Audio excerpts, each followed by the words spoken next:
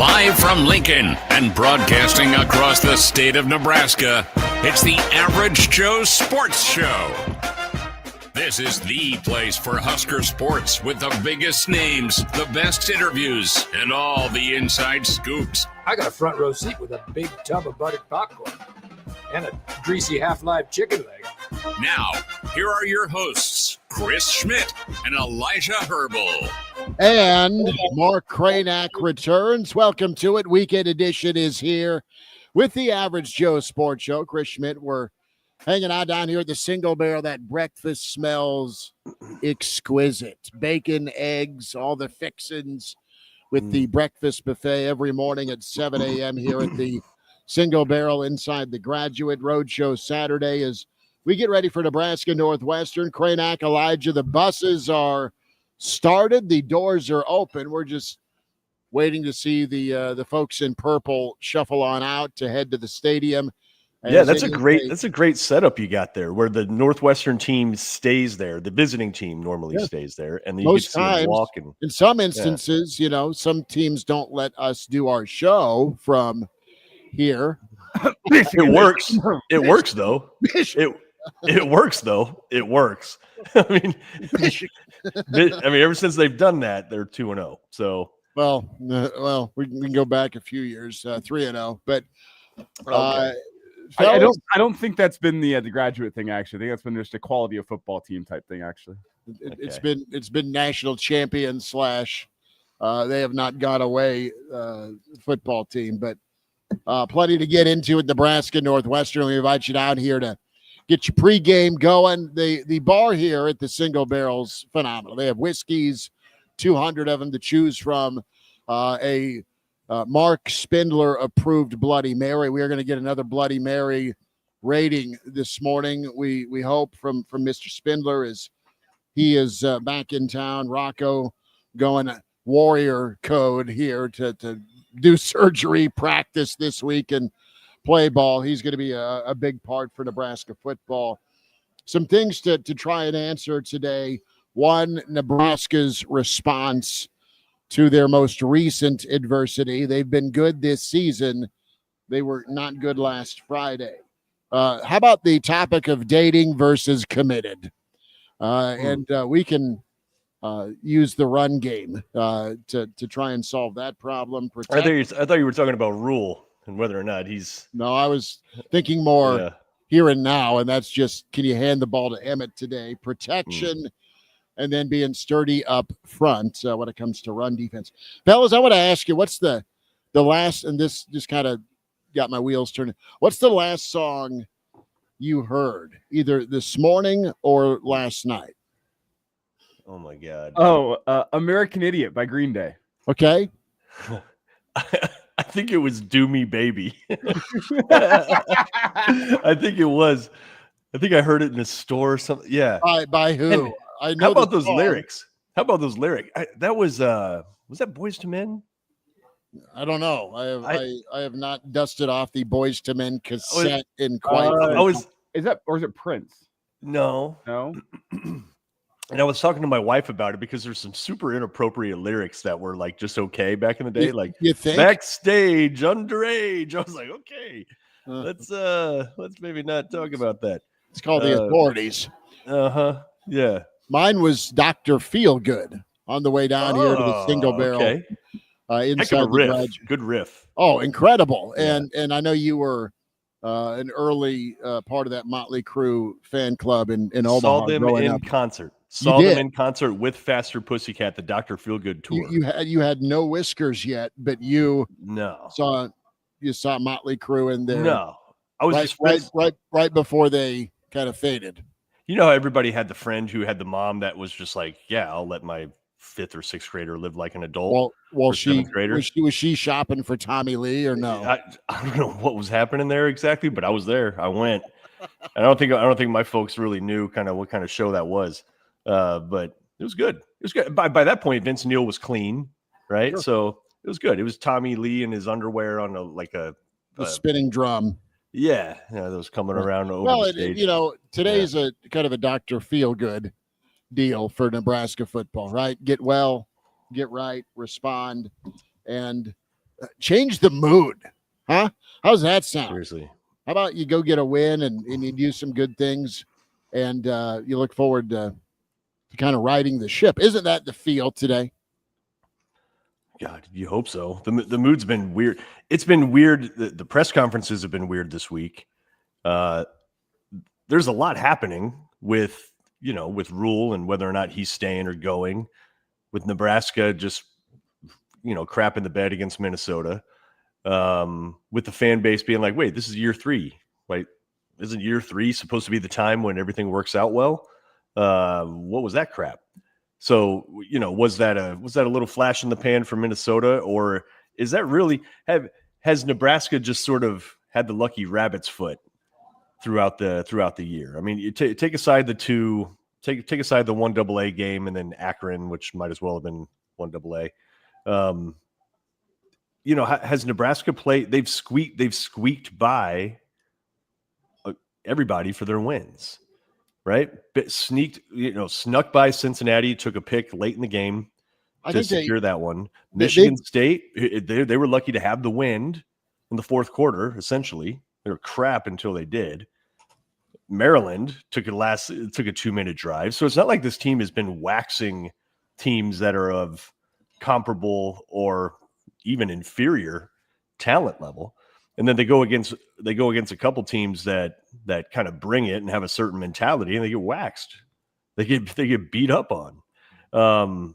So I like today because it does feel like a couple teams on fairly even footing. A couple coaches that have the same record over 3 years, right? Equal records. Northwestern doesn't necessarily have a bunch of impressive wins. We don't call it impressive now. We don't call it impressive now, but, going to Penn State and getting a W takes a little bit of fortitude. Well, I think what's impressive right now is the confidence that they're playing with. Is that win against Purdue? I know Purdue is not a great football program this year, but they went and took it to Purdue last week. And I think shut them out. The strength of Purdue's team as a whole might be their interior run defense. And Northwestern put up 225 plus on the ground against them. That was a running game, and an offense is playing with confidence, a defense that's flying around. I think Nebraska has a much better offense than Purdue, and will stress that Northwestern defense in different ways. But it's still a defense that is playing quite confident right now. And that's what stands out about Northwestern. There's nothing special about the athletes they have on the field or what they're doing. It's old school Big Ten West football, and they do it with confidence. They're confident in who they are, and they're confident in what they can do. Yeah, they know what they are. They have an identity, and that's what you want to see revealed. Game 7 today, or back to that commitment versus dating part on offense. Do you go back to that Maryland game plan and get your quarterback comfortable and settled through the run game? But the thing that sticks out to me about Nebraska halfway home right now is where they've been in different parts of ball games where they're up 10 on Cincinnati, and then they missed that fourth down. That 10 could have been 13 or 17. They're up 14 rip out of the gate on Sparty, right? Their response after Michigan, then they F around a little bit and are down 7, where momentum actually just goes 180. And then also with Maryland, they jumped out and they had a chance, again, up double digits to have a knockout shot. And that's going to be how Nebraska has a chance to win. Do they make some steps today where they get up on Northwestern, a fast start and kind of an emotional start, and then slam the door? Is that the step you see today from Nebraska if they are to win, where they jump on somebody and then just stay, versus keeping that door open where you've got to hang on and turn it into a tight ball game? I don't know, but that's something that I'm interested in with Nebraska. They have the capability. I mean, they've come out of the gate quite well. They came out well against Michigan and didn't get points out of anything. So their starts have been okay. Their middle quarters, not so much. And then their fourth quarters have been all right. And then it fell off a cliff, fellas. Second half, only down 7-6 against Minnesota. And we used the boxing analogy last week, at least I did, where I thought Minnesota came in prepared for a 12-round championship fight, whereas Nebraska came in for a 6-round undercard where they little Mike Tyson. They thought they were going to knock out their Be opponent. done in 3 rounds. Like you need to see Nebraska with a Bud Crawford type performance today, which, hey, Northwestern is a buttoned up, solid Big Ten West football team. You can't go out there guns a-blazing in the first round and think you're going to score an early knockout. It's like go feel them out early, get some points on the board. As the game settles in, you hope your offensive and defensive coordinator can make some adjustments so that whenever the 8th and 9th round rolls around, we're talking late third quarter, early fourth quarter, you land a flurry on them that knocks them out of the fight. That's what I think this game needs to be for Nebraska. If you let Northwestern hang around to the end and you don't throw a knockout punch, Northwestern is the type of team that will make you pay for it. But if you also expel all your energy in the first quarter trying to knock Northwestern out, I don't think Northwestern's the type of team that gets knocked out early. They'll keep doing what they do, which is run the football, play ball control, put pressure on you, take advantage of your mistakes. You got to expect this is going to be a 3 or 4 quarter fight. You just hope that Nebraska is the team that goes and lands that knockout combination late in the third quarter or the fourth quarter to put this football game away, because that's what I think it's going to take. And that's where I'm not sure I have confidence, because we haven't seen Nebraska put together a 4-quarter performance yet in a game that's not Akron or Houston Christian. You could also argue those 2 games you didn't have 4-quarter performances either. You haven't seen a full fourth-quarter performance in my eyes. Like the type of performance where it's just Nebraska is pedal to the metal first through fourth quarter. You haven't seen that. I don't have confidence that they do. But if they do, it's going to come down to Nebraska landing a flurry late in that football game to knock Northwestern out, I think. Listen, what about the crowd too? That was Nebraska's first true road test against Minnesota, where you had a hostile crowd against you. You didn't have kind of the cheering section behind you. Not that that should make a difference, but did it? Could it have in some way? When you really haven't experienced that the entire year. Maryland was a library, of course, so that wasn't much.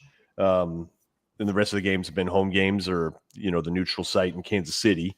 So maybe getting home isn't going to be a bad thing, but I think you're going to have a pretty anxious crowd today. And I think you're going to have a pretty light crowd. I think you're going to see some rows that are empty. And if my SeatGeek listing is any indication, man, I got those seats listed for like $15 a piece, and I got no takers right now. Right. And like, think about that. It's now that's not everything. My personal tickets and what prices those are fetching, you can't draw a million conclusions off of, but it's a decent indicator of interest. Right. And I have noticed that over the years, whenever I have sold, and, sometimes you can command 50, 75, 100, even north of that, depending on the game. 15 and nobody's even interested. You're just kind of like, I don't know. So I don't, and it's an 11 a.m. game too. So I don't expect a raucous crowd by any stretch. And the perfect antidote to all of that, like we have been saying since, Chris, when did we start the Saturday morning show? 2008. Yeah. Perfect antidote to that. I don't know. A run game. What do you think? Just an idea. We've been lobbying for that for God knows how long now. You've shown up some Saturday mornings, be it in Omaha or in Lincoln or on site. I mean, you have the run the damn ball shirt. I mean, yeah. And I think you have a hat. No, I don't have the hat yet. It got commoditized once the linemen started wearing it. I was like, okay, come on. But Turner Corcoran would always do his media sessions with his run the damn ball hat. Yeah, and I agree with you. Had the hat. But speaking of which, Turner Corcoran has actually played some of his best ball since he's been in Lincoln this year. Mm-hmm. He's not been the liability that he was at the left tackle spot for a couple of years. But regardless, if it's so many things. I mean, it's you want to see a little diversity in the run game. Now's the time to stop saving Emmett, right? If Emmett does not look at all hobbled or somebody who is feeling the effects of too many carries, he looks like he has a lot in the tank to the point where you can rely on him. You could probably, I mean, I'm not saying you want to do this every single game, but would you flinch if Emmett had 30 carries today? I wouldn't.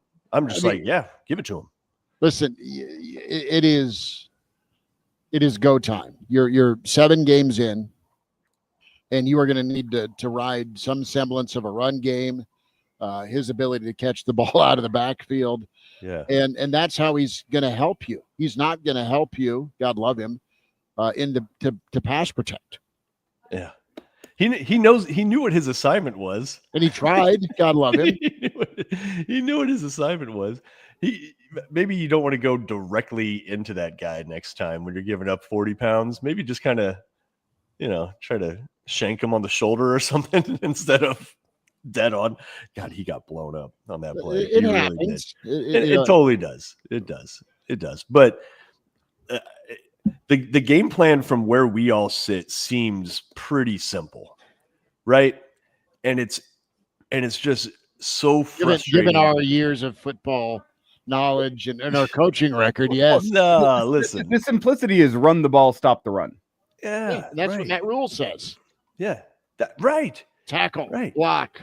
Right. Hey, and I remember we talked earlier this year, I think it was before Michigan, where it was like, hey, when is the 5-star? When are we going to see the 5-star come out? Or maybe it wasn't before Michigan. It might have been before. I thought he looked 5-star-ish against Michigan. Right. Not so much sense.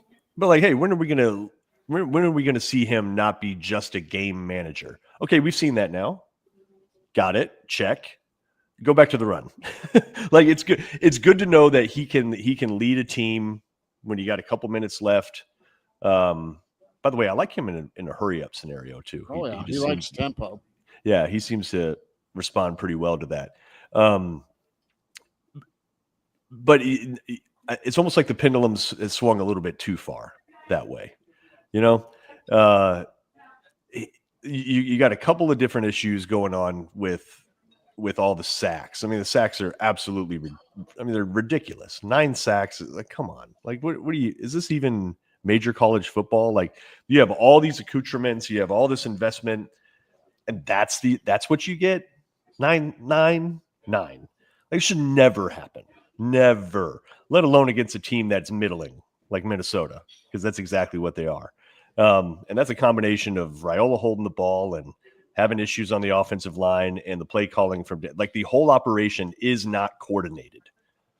And I know, like, Dana Holgorsen gets a lot of respect based on his past and what he did, with Leach, what he did at West Virginia, to a degree, what he did at Houston. But this is on him too. And it's fair. It's fair to not just be like, well, he knows. No, you don't come out with 3 pass plays to open up against Minnesota on the road. Like, why are you doing that? There's no excuse for that. That's not establishing the run in a game that is going to be limited possession wise. That's how you're going to come out. Right? Calling long crossing routes. What are we doing here? Well, here's what, and I get it, right? It didn't work, and he absolutely owned that this week. But I think when he's putting his game plan together, listen, he sees it every day, and I'm not starting to, defend Dana fund here, but I think he looked at film. I think he looked at his guys and said, this is what I think this team should be able to do. This is what I think our offensive line should be able to do, or I want them to do. Okay? Because you're coming off Maryland, who I think led the Big Ten in sacks, where you allowed just 1. But your game plan wasn't similar, where you started running the football your first 4 or 5 plays from scrimmage. You did that at Maryland. You came out throwing, and based on what you saw from film, you thought, all right, Nebraska's offensive line should be able to handle this Minnesota front. Wrong. and you come out with some of these, deeper concepts, and it blew up in their face. They weren't able to protect or handle it. So I get the work he put in, thinking this is how you go after them. And it just didn't work. And also the first 3 plays, they're RPOs. I think you also trust your quarterback in that moment to know, run the right play. Yeah. But why is there that option is my point, right? Like, if you're trying to establish the run, right? Like, name me the quarterback that's going to choose the run over the pass. if left to their own devices. I Well, mean, it just depends on the quarterback. yeah, well, fair. But even having that be I don't know, if you're serious about running the ball, if you're serious about controlling clock, if you're serious about being physical, you can do that. There are ways to do that. There are ways to call the game to make sure that happens. Yeah. Right. And that's not at all what we saw last week. And God, we've been talking about it for a decade plus. It's just like, can we just make it happen? Right. Can somebody legit just commit to it? Not saying it has to be the 90s, not saying you have to run the option. You don't have to go for 300 yards. It has nothing to do with that. It has everything to do with not letting a team tee off on your quarterback who is susceptible to holding the ball, tee off on an offensive line that has proven against Division I competition does not do a good job of protecting. That's what you are, right? So try not to put yourself in those situations. And that's the situation that you've seen Nebraska put itself in a ton.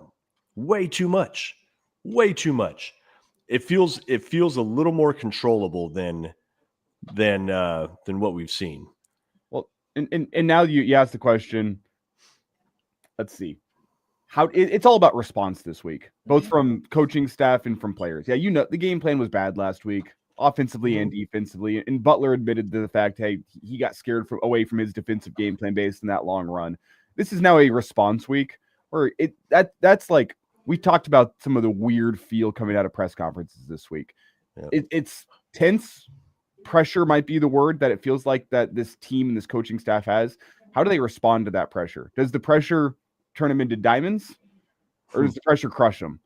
And that's what we'll find out today, because we can sit here. We know what went wrong last week. I guarantee you the team and the coaching staff knew what went wrong last week, and they're going to feel that pressure knowing we had 10-2 expectations, college football playoff type expectations coming into this season.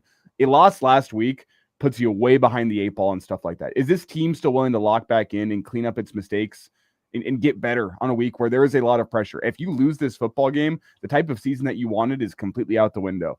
Fans know it. The team knows it. The coaching staff knows it. There's pressure on this football game. You could argue Nebraska needs it more. How do they respond into a need it more type moment? Is Nebraska favored in any of their remaining games if they lose today? I don't think they are. Probably not. Even if they win today, how many of those games will they be favored to win? On the road at UCLA, who has been resurgent. We'll see what we'll see what UCLA is about today. They go to Indiana. How close is that game? Yeah. I know that Iowa. But what do they do? They run the ball. Right? Yeah, Nebraska's struggled against that. It's little Skippy Juniors running the ball for 230 yards a game. USC's weird. They run the ball, but they run it. What does Penn State do now that they have a backup quarterback? They're going to run the ball. What does Iowa do? Iowa runs their quarterback. That's who you got left, right? I mean, you've had plenty of practice all season long. Well, and you get a great primer for it today. It's a good preview of what you're going to see. Different schemes, of course, but commitments to running it is what you're going to face for the rest of the year. Well, you're gonna see more 4 and 5 down linemen too. I mean, you're gonna see less 3-man fronts, I believe.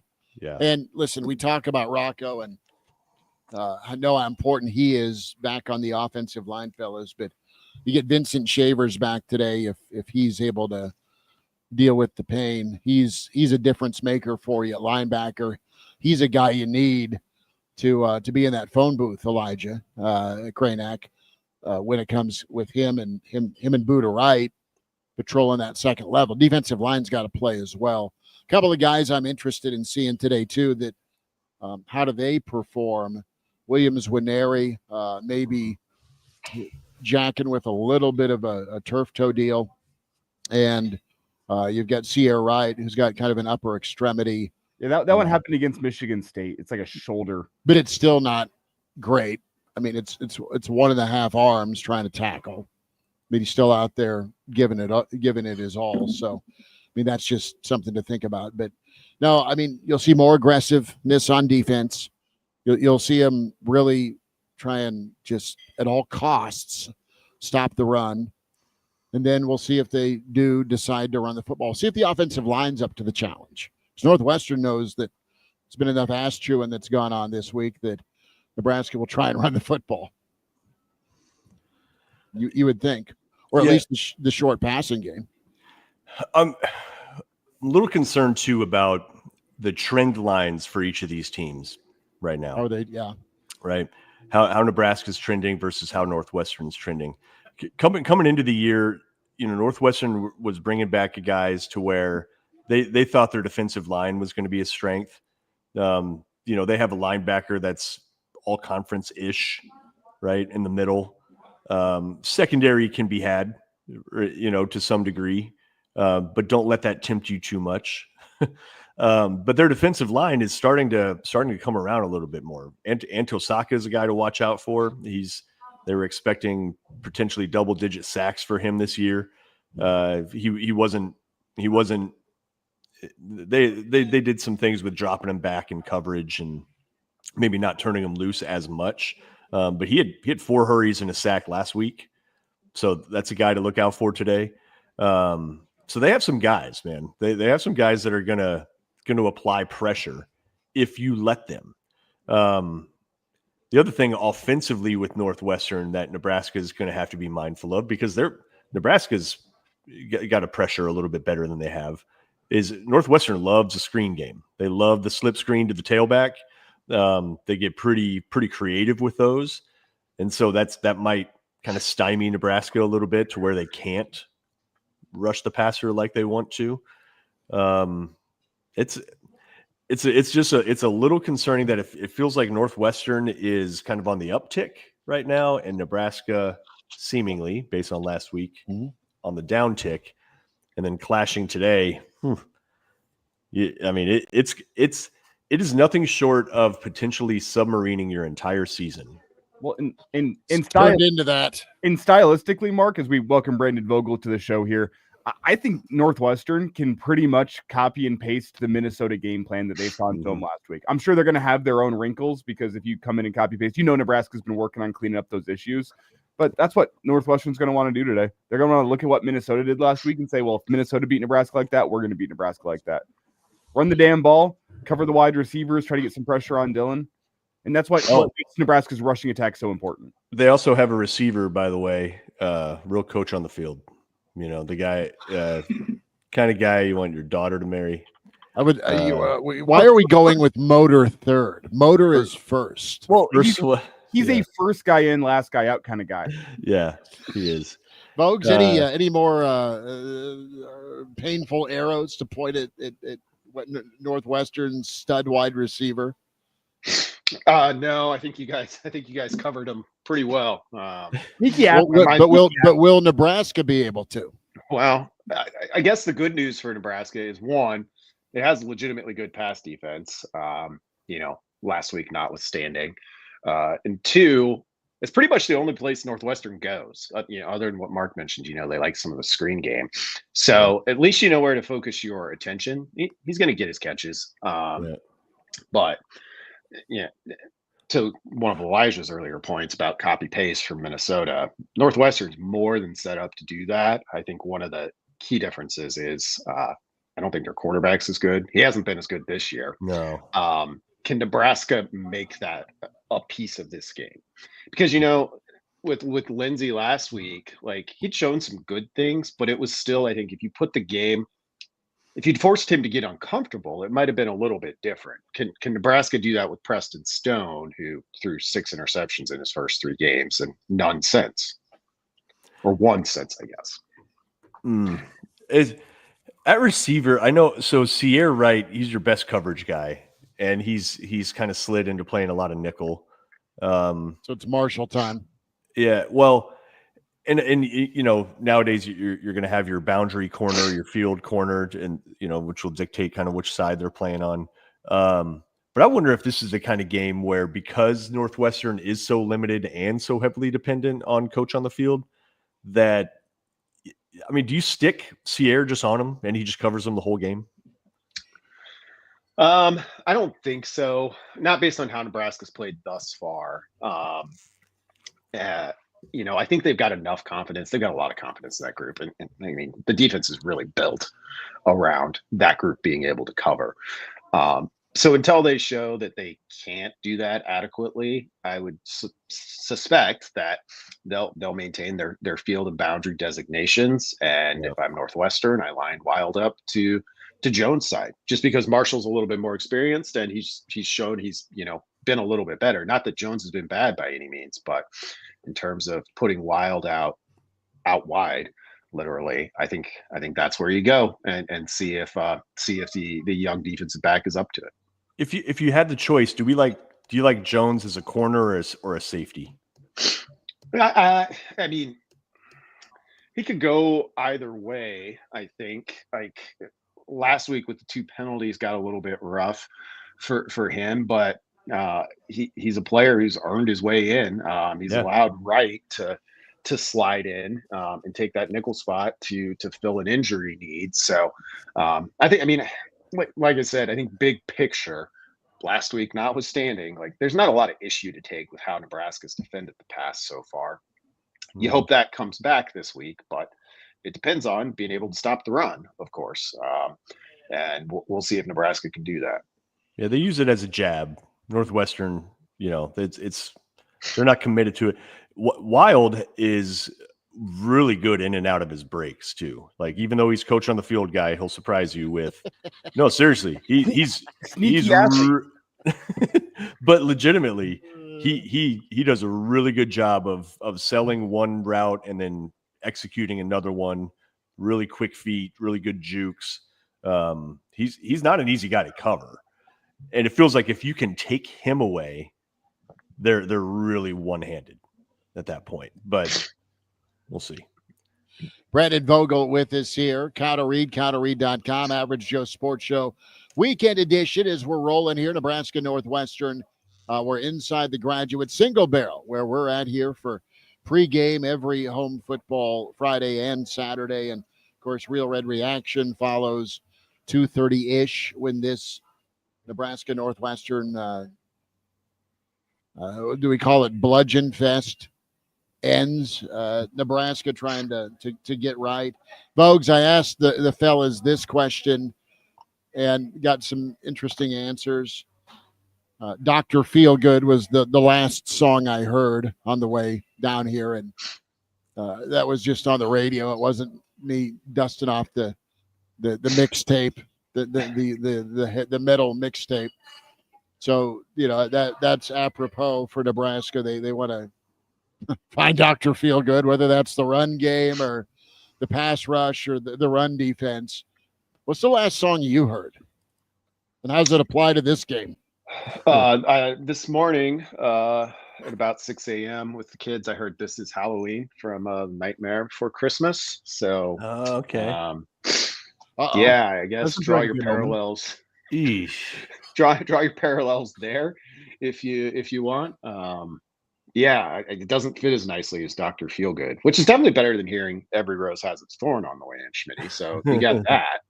I'm sure that was on the mixtape too, right?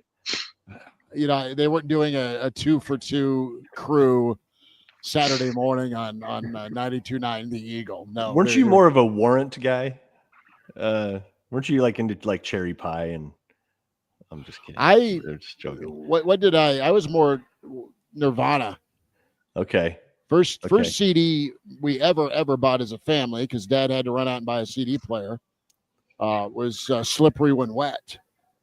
Still have the original CD from '86 somewhere. So not Winger, White Lion, Warrant. That's not okay. Then it was heavy Nirvana and Stone Temple Pilots. So I just like, you guys are old.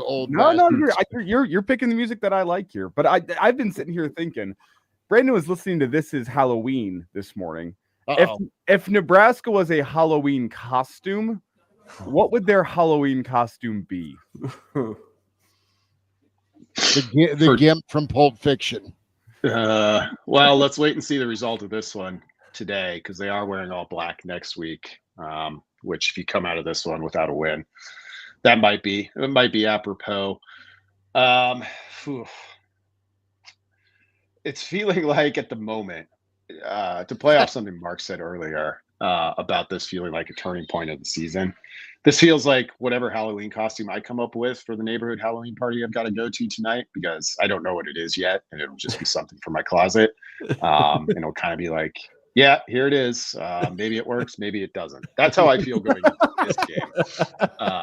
And I mean, there's a lot on the line in this game. Like, I usually try to be careful with these things because, like, in 6 hours, we'll know the result of this game, and it might seem foolish, it might seem on point, but it kind of feels like the turning point of the tenure to me. Yeah, to be honest, of the tenure. Yeah, it feels like there's a lot on the line, because I look at it this way: there's no doubt in my mind that this program is better off today than it was in December 2023. It's probably better than it was at any point during the Frost era, I think. But if you lose this game and you look at just look at the 2 home games they have left, with the way Iowa's offensive line is playing and what we've seen from Nebraska and with what USC can do in the run game, like, this is your best chance to win a home game the rest of the season. And that's, like, those are kind of the stakes. And so what you're looking at is a scenario where, at least and I think a lot of people probably agree with me on this, is like, the program's better right now, right? You could get to the end of the year and it's not going to show in terms of record, probably. Like, maybe they claw their way to 8-4 and win both of those. Or I guess it'd be 7-5 if they win both of those road games. But that's that might have been right where Vegas put them, with the 7.5 win total. Right, again, if that's what comes to pass, but it's going to be a lot of hand wringing if that's the way it ends up being. Well, because you have to ask the question, if the talent on the field is better, and I think it is, than it was in 2022, 2023, even 2024, but the result is still Nebraska just fighting for 6. And you come back to that quote from Rule in postgame in the locker room after Wisconsin game last year, like, we're celebrating now. This is the last time we're going to celebrate 6. If you don't get a win today, if you do end up getting to 6, the fan base will celebrate because of how much of an uphill climb that would feel like through the month of November to get to 6 if you can't get it done today. So if you're asking the question of man, the talent on the field's better, but the results aren't better, where are you laying the blame? That's an uncomfortable question for this program and this rebuild and this just rural tenure as a whole. Well, here's the reality with Rule and the fan base and just what he brings. He's the guy that is so good at communicating. He's available. He's pretty transparent. He is super, super likable. And that's not always been the case with the guy in the headset. In some instances, you just tolerate it because you love your football team. He's super likable, so everyone's rooting for him. The thing that has shifted it a bit is not only the results, like you go lay an egg and, hey, dude, you're not supposed to do that because you're Matt Rule, and most things you've said, you've followed through on and delivered, right? He's talked about the build. He's not a shortcut guy. He's emphasized, at least early on here, trying to be the most physical football team on the lines of scrimmage. And he's also been out front with his chin on the realities of college football with the investment needed. And he has worked tirelessly, and he's had some staff transition as well. I mean, early. So those are all things other programs have to go through, but maybe they don't go through when they're trying to get off the mat and become relevant nationally in college football. He's juggling all of that. That's part of the gig. That's part of the price tag. So where I look at him right now, the difference is that question mark, that fill in the blank with the Penn State stuff 2 weeks ago. That's out of his control. Let me finish. Okay. Out of his control because Penn State made a decision. What is in his control is the tone moving forward with, are you staying, are you going? And what's that doing down at 10th and Vine?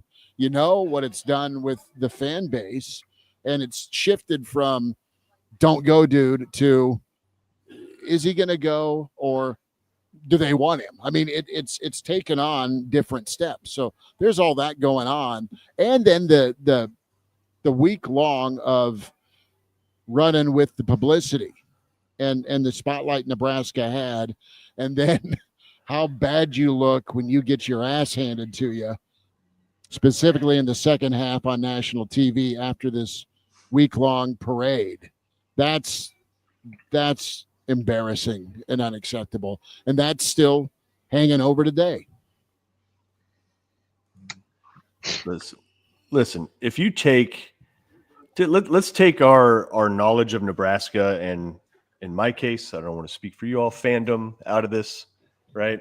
And just look at Rule as just a dude at a program, right? The amount of pressure that he is facing right now, just personally as a human being, is insane, right? It's a lot, right? And now listen, he's paid handsomely, so I'm not saying it's like you feel sorry for him. That's not my point. But here it is, his alma mater, comes calling, maybe, right? It's open at least way ahead of schedule, right? He did not. I'm pretty certain he did not enter 2025 thinking that was even going to be on his even a possibility. State's supposed to be playing for a title right this year. Yep. So that comes flying at you out of nowhere, right? It's also year 3, and he's embraced it, and everybody's talked about Matt Rule year 3. You just have the rigors of a pretty competitive Big Ten in the first place, so there's already some built-in pressure there. It just feels like the pressure this week and maybe before that got to him. And it's kind of like, how is he going to put all that aside to rally the entire program? Because the capability to play better than you did last week totally exists. The capability to beat Northwestern today completely exists. But he seems like a guy that personally is under a ton of pressure and is like, how do I get in front of my team and keep talking about OOU, one of us, when I got Penn State over there? He's probably also thinking if he is the guy that wants to take that job, he's also realizing, oh my God, if I don't get these guys winning, there's no way they're going to hire me.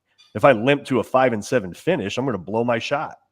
Right. So there is a ton going on in that dude's head right now. There has to be.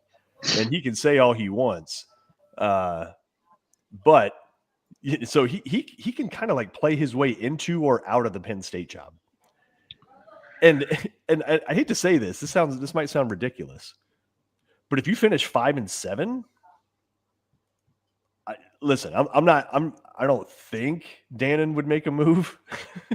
That seems really, really unlikely. That's like a 4% chance kind of thing. I mean, it's 7, and nor should you. You can have a step back here, and this would be the first time in his history that it went this way. But I know Dannon and Roll have a great relationship. I don't think he would be gone after a 5-7 season, but you have to ask the question, like, what does next year look like in terms of hot seat talk with the guy that did not hire you? Yeah. I don't think he can even go there. I know programs are this season, especially, but you've got, you can't even jack with that. You got to be right this time. But Brandy, I mean, you alluded to it. Like, it's not just a season turning point game. It feels like a 10-year turning point game. Yep. Yeah, it does. I mean, it's maybe more in perception than practicality. And, I kind of look at what that would look like, given the most likely scenarios, because you're at 7-5, maybe, who knows? Maybe Nebraska does what it hasn't done thus far, and it gets hot in November. I mean, that seems unlikely, but it's possible. Yeah. And the day after Franklin was fired, before Matt Rule's the Monday press conference when he addressed it, my column was kind of about Penn State and making that move and how Nebraska has been in that spot. And I wrote that it was a complication for Nebraska. And I think that's what it has really felt like, more so than a distraction to me. It's just been like, oh man, now that's out there. People are going to talk about it. You just got to kind of deal with it. And to Mark's point about like what happens from here in terms of wins, determining that. I listened to a lot of Penn State sources, like podcasts and things this week. Like the fan base, like Rule is not the top choice of the fan base. No. Like, and that is what it is. So, and if the bottom totally drops out on this season, where's Nebraska at? Like the most terrifying thing, I think, if you're a Nebraska fan or of a program like Nebraska, you don't want to be in this coaching market this year, if at all possible. And there's a scenario where Nebraska doesn't get to make that choice. But that's absolutely 1,000% right. Not only are there so many heavy hitters, with maybe Auburn, probably Florida State still to come. Like when you look at candidates for those jobs and who's out there, like there's a shortage of coaches that, like, I don't know who Penn State hires where you immediately look at it as an upgrade over James Franklin. I don't. It's easier at Florida. Lane Kiffin would do that if he is indeed their top candidate. But if he decides to stay at Ole Miss, and also the landscape is entirely flattened. Like 2 years ago, it would have been unthinkable for Indiana's head coach not to leave Indiana for Penn State if that was an option. Instead, they come out, they announce a big extension, and it's just off the table. So with that piece of it, with the coaching piece of it, I guess we should probably get back to the game. But like, it's interesting to me. It's super fascinating across college football because I just look at it and I'm like, everybody's out there probably looking for a Dan Lanning type or a Kurt Signetti type. I think those are the two, like, the future of college football type of guys, even though Signetti's a veteran and an older coach. Those are the people that catch attention, that fan bases like a program at Penn State or Florida want. And like, who are those guys? Where are they? They don't exist. They haven't, production hasn't ramped up to meet supply. And we don't even know who all's going to be out there. Brian Miller in the stream nailed it. He says, the way I see it, if you're making $9 million a year on average at a university, are the state's highest paid employee. Now that's private funding, but point taken. You need to do right by your employer and stay present in the season, right? That's kind of what I'm talking about, is like the reason why you are paid that much is to handle situations like this, right? Hazard pay. I mean, legitimately, it is to be able to handle the immense and intense pressure. There's already a baseline of that. If you look at pressure on the scale of 1 to 10, just by walking through the doors, you're at a 7, right? Like it's already ramped. Now, when your kind of season is in the balance after you got worked last week and your alma mater is courting you or not, you're up at like a 9 or a 10 right now. It's as intense as it's going to get, let alone the fact it's almost like we haven't talked about this because it's just so hard to fathom that Nebraska's actually going to Happy Valley and playing a freaking game.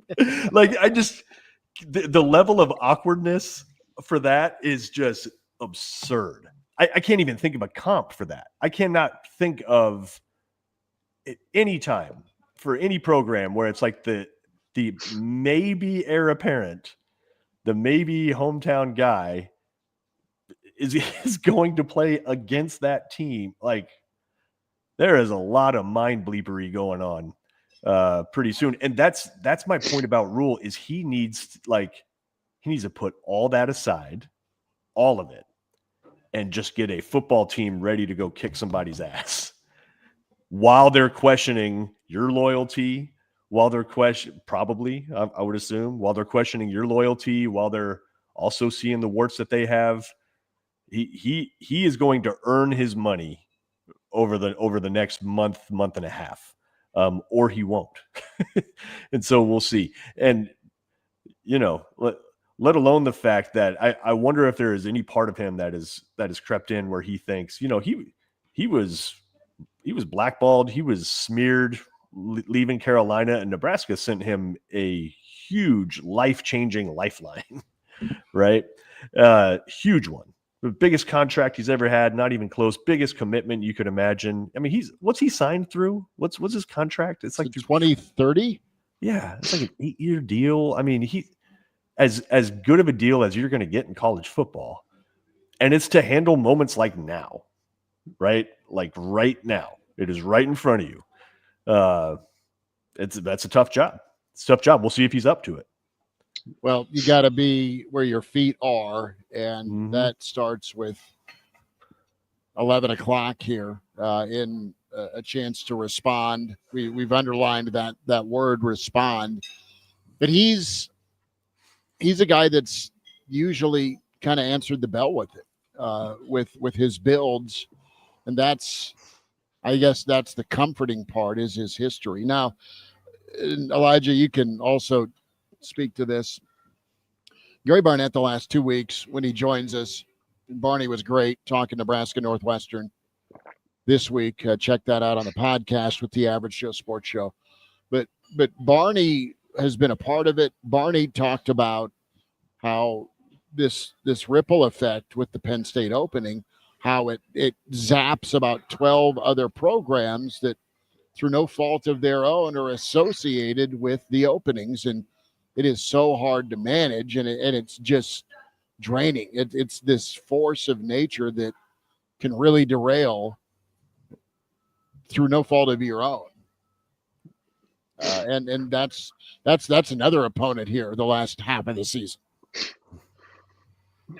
Yeah, it kind of trickles down the food chain, right? I mean, when you look at it's the advantage of Penn State to get out there. That's why these teams do it now, even though it costs more money. Because I think we're in an era where you see there's kind of a first mover advantage that's bigger than what it used to be. And with my point of view that there's basically a shortage of coaches for these sorts of jobs, it's going to it's going to end up impacting, 12. 12 sounds about right. That seems like a reasonable number to start with. And to lock back into the game right here, does a win change the conversation that we're having right now at all in terms of the nervousness of Nebraska's future? Mark, I know you have a take. I was just going to say it turns the volume down. Yeah. Well, it turns the right noise up. Yeah. You're now 6-2. You're still in the fight. And I think depending on how you look today in a win, that's also part of it. You haven't looked very good for 4 quarters of football for a long time. How do you look today? How well do you play? Do you get the win?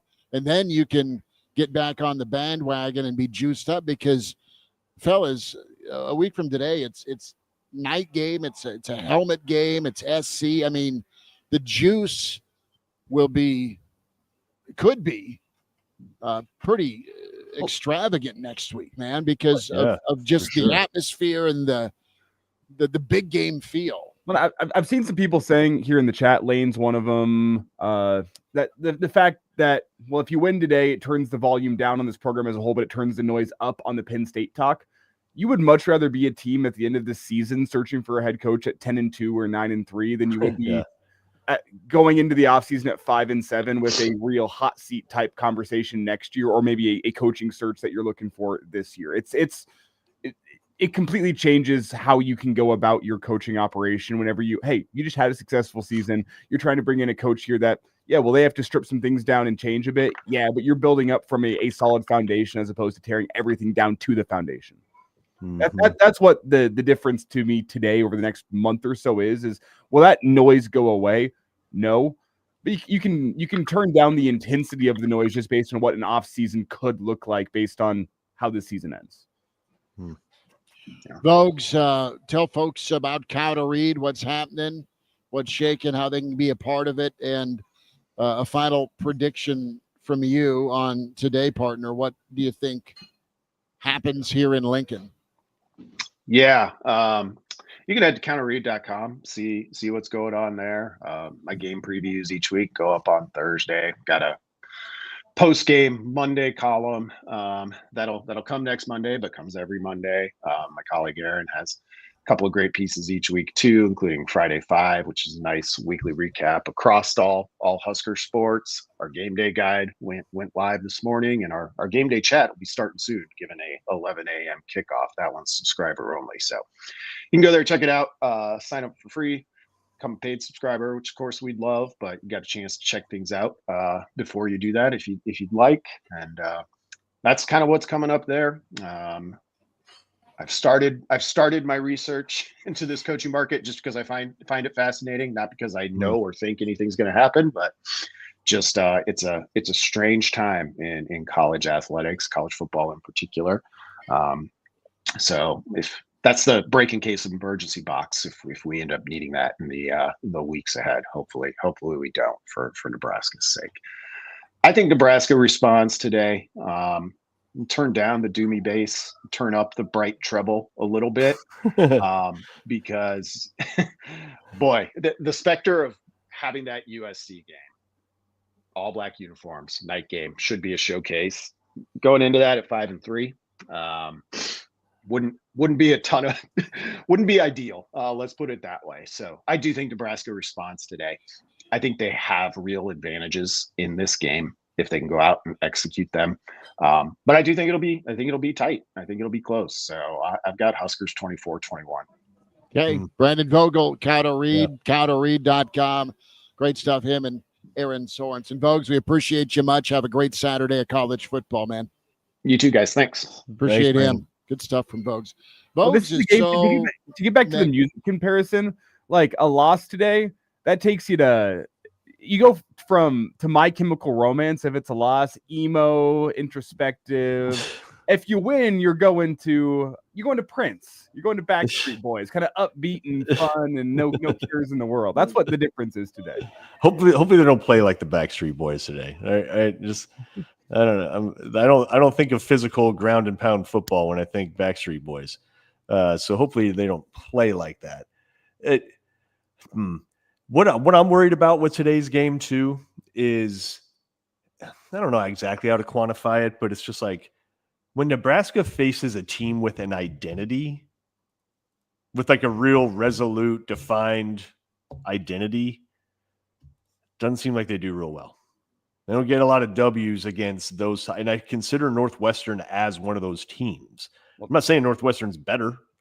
I don't think they are. Pound for pound, I don't think they're better than Nebraska. I think Nebraska has more draft picks currently on their roster than Northwestern does, and I don't think it's particularly close. Yeah, I agree with that. I do. But collectively, you talk about entitlement and those kinds of things. That's come up here in the last week. Northwestern has none. There's zero of that in their program, right? It's kind of about the football. Well, they don't do it for the fans. They don't do it. There's not a lot of fans, right? They're about ball, they're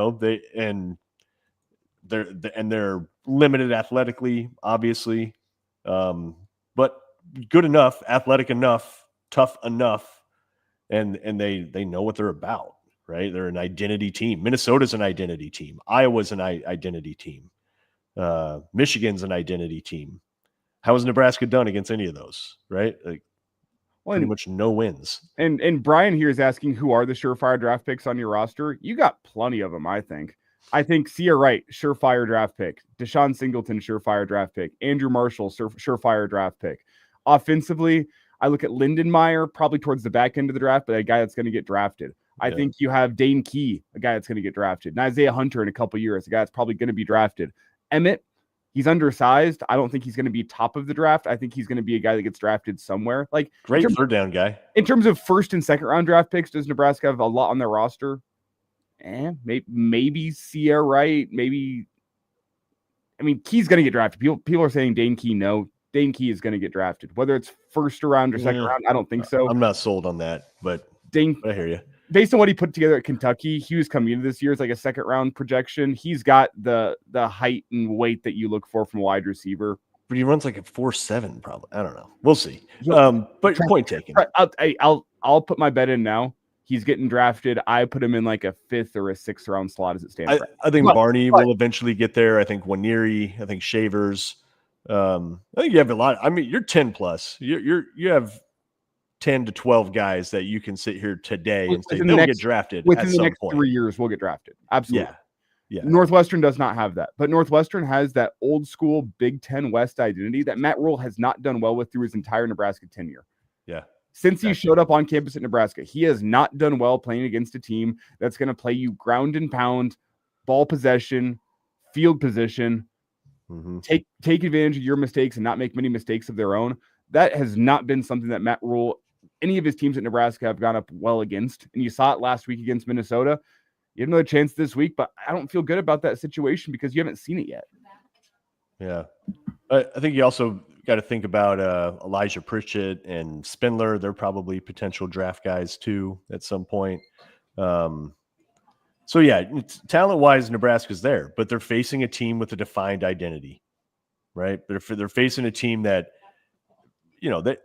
they have flaws, but they mask them and stay away from them. Nebraska leans into their flaws. This is the perfect take from Whisker Watcher. He says it's not about talent today, gents. It's about the want to and having your head in the right place. Yeah, absolutely. Yeah, absolutely.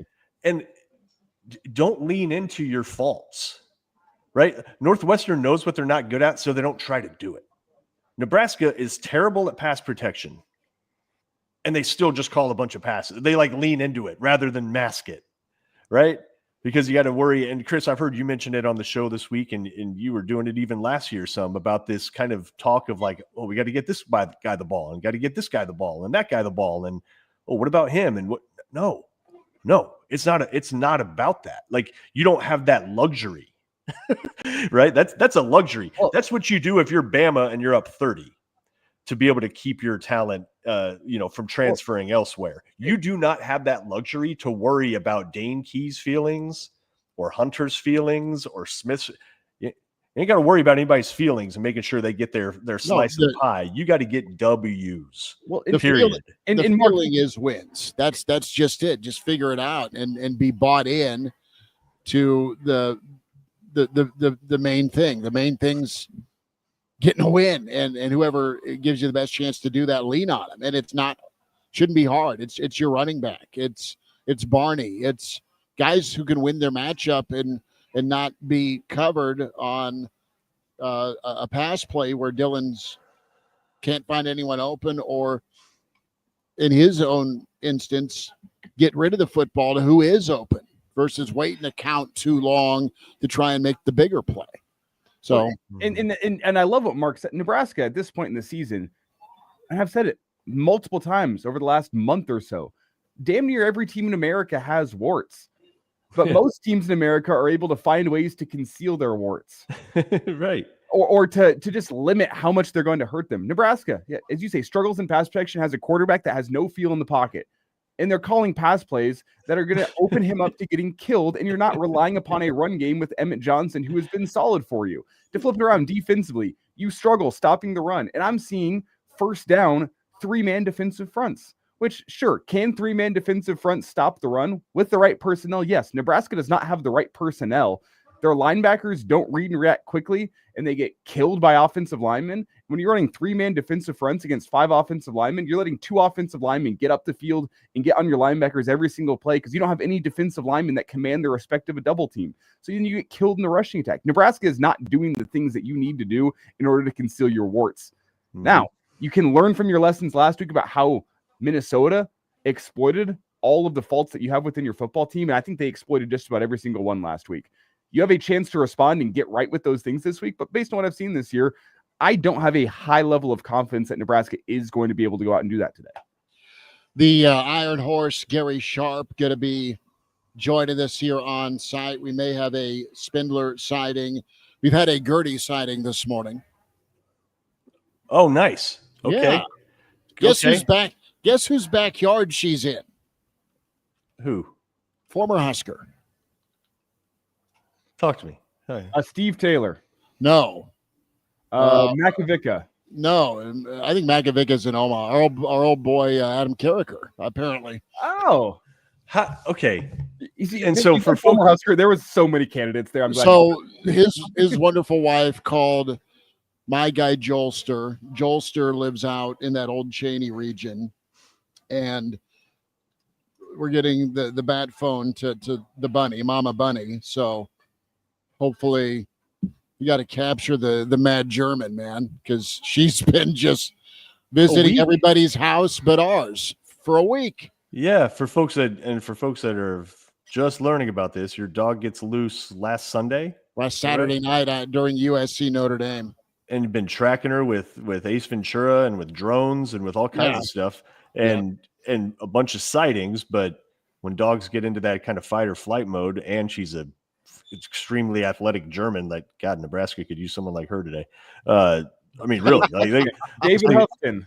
Yeah, it's not like you're dealing with some, non-athletic dog with no prey drive. I mean, that's not a dog version of me, No.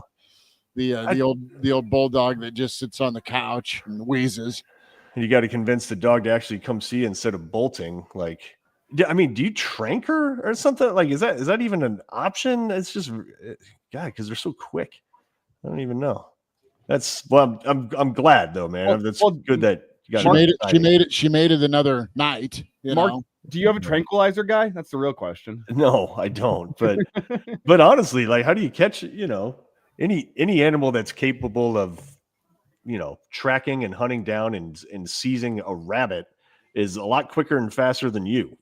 You ain't gonna catch that thing, so I don't even know what you do. We have another sighting on site here, dear friend of the show, and of course you hear him every morning about 11 o'clock on 1460 1550 Carty Hastings, Grand Island. Doug and Daddy, Mr. Duda, making a pop by. So how we doing, man? Good. You got him okay? Yeah. Good. Oh, get that off the picture. You don't want none of that. Yeah. RSVP from Duda, and it's good to have you. How are you doing today? What do you think of the ball game?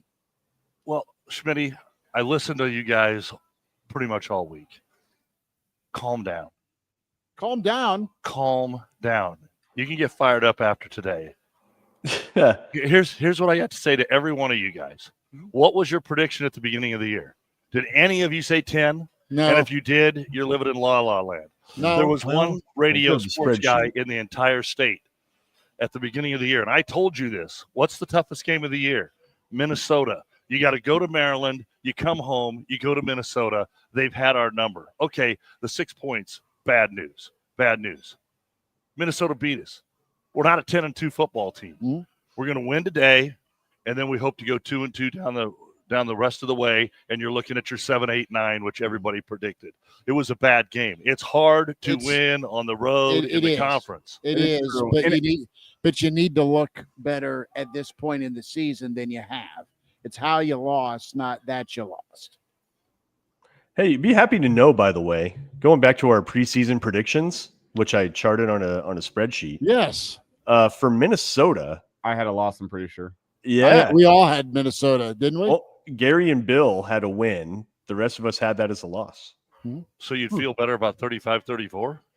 We all have Northwestern as a win. Yeah.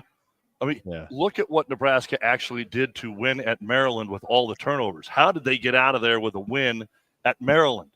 Be impressed. Mike Loxley. And you guys were talking just about the most important thing. Obviously, if Northwestern passes at all today, that's not a good thing.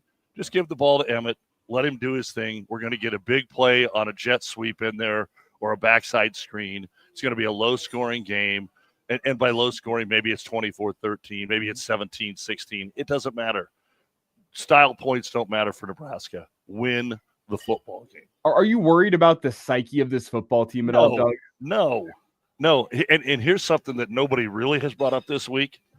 And I don't believe in it either, but I'm a little surprised because we've got 1 million media members. Somebody said, well, did Rule tell him he's leaving? Is all that coming in the background? No, I don't think so either. I am not worried about the psyche of this football team. Not one iota, not one bit. Are you guys? I mean, and why are you? Yeah. I'm worried about the team's mojo right now because they're a group that has been continuing to grind. They're a group that found ways to win a couple of games, and they've scored some points. But they're a group that isn't just a lesson. Elijah and Kraynak and Doug Duda with us here on the weekend edition, where they're trying to learn how to win, and they've had some success. But then, how do you handle that success? That's also something Rule touched on. So Do they handle that success, and then do they have another response in them? They have another positive response to adversity. They responded in game this season lots of times to adversity until last week. It's pretty deep in the season to not respond. Well, can I ask all you guys a question that we've been talking about back on Doug and Daddy? Okay, it's the yin and the yang. All the sacks, which, yes, is too many. Or do you take what you had against Maryland and the turnovers? For how many years, and every team's different, I get it, were we tired of turning the ball over? All right, do you want Dylan throwing it to them, or do you want him taking a 7-yard sack? Well, and neither one's good. I get it. You don't at this point, you should not be getting sacked multiple times. And at this point, you shouldn't be having horrible interceptions. So neither is the answer. Well, exactly.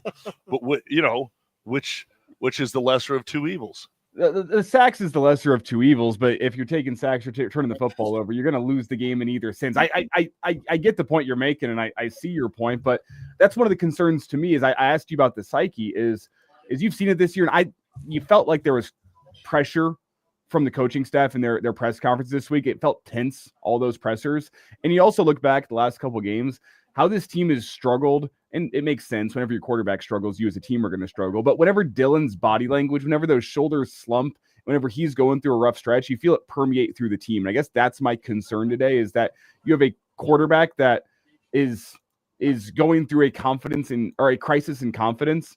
And if that continues on a Saturday, how that's going to permeate through the team, especially after a week where your position coaches, your coordinators, and your head coach have seemed very, very stressed. That mood from the top will permeate down through the team if anything starts to go wrong today. That's my concern. No, I get it, but I also say, take a look at the top 10, 15 teams in the country. Do they all have Heisman Trophy quarterbacks? Nope. I mean, we got some of the big boys at the beginning of the – just look at Texas. I mean, talk about it. I mean, not every quarterback is off to a great start, and there's more talent around some of these guys. So he's still – 7 games into a sophomore season. That probably shouldn't make that excuse anymore because of everything that's put on him, but not the case.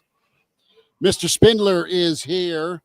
He's a large man. We are excited to have Mr. Spindler on the Average Joe Sports Show weekend. This is going to be cute and wonderful. We're going to share earbuds. Oh, look at that. That's fantastic. We're happy. So, Papa Spindler, how we doing? How's the week? And first and foremost, how's Rocco? I saw Rocco last night. He's in good spirits. He looks good, healthy, hungry, humble. He's ready to go. I mean, it was unfortunate. I don't know. I think you got a chance to see that X-ray. I mean, he was more disappointed that they couldn't relocate the finger back into the skin, into the socket, so he can go back and play. And they had to go to obviously the emergency. They had to sedate him a little bit, put a nerve block in, and my only regret was I didn't videotape them popping that thing back in, because it was, I got to tell you, I mean, sitting 2 feet away and seeing the bone coming out of the skin to try to relocate it. I said, she's going to snap. And it was a she, don't disrespect, but she wasn't afraid. She got that thing, bent it in half, and then it popped right back in, and then it looked like a normal finger. Surgery, an anchor or two to keep it in place, 7 to 10 stitches, a little brace on his hand, and get ready to play. I mean, I think the doctors were a little bit more, I don't know if they're more surprised in kind of my thought process. I was like, guys, look, here's the expectation. I go, this is my expectation, not my son's expectation. It's his finger, not mine. I said, but, he's going to play Saturday. This was like the day after the game. I go, it's only a digit. That's why you got 10 of them. But I mean, folks, I don't want to really, diminish the significance of the injury, because if you got a chance to see the X-ray, it was pretty grotesque. I mean, it was bad. I mean, anytime you dislocate something and it breaks through the skin about a quarter inch, half an inch, it's probably a significant injury, I would say. And Mark, I feel like your son's the type of guy, not to diminish the injury, but he's the type of kid that's going to sit there and say, well, the finger's a long way from the heart. Yeah, I agree 110%. I mean, Rocco, I mean, he has, he has, I don't know if it's the Spindler toughness about him. I think it is. I mean, everybody handles injuries different. And I mean, from Rocco's perspective, since he's been very, very young, getting stitched up with no anesthetic, to even present day, I mean, he has the ability to be able to overcome these type of pain type of things. I mean, how it's going to happen today, what's going to happen. I mean, he practiced full speed. So, I mean, but game is a game. It's a little bit different. He's going to go as long as his finger allows it to go. I mean, because every time he hits it, there's probably going to be like a 12 out of a 10 pain shooting, from there to the heart. But I follow you. I mean, like Matt Rule said it best. I heard him say this, and Rocco told me this. He was like, because he was in the hospital, I was trying to watch the game on the phone for like that last, second half. And Rocco just got back, and the first thing, like, Coach Rule was like, "Hey man, are you all right?" He's like, "What happened?"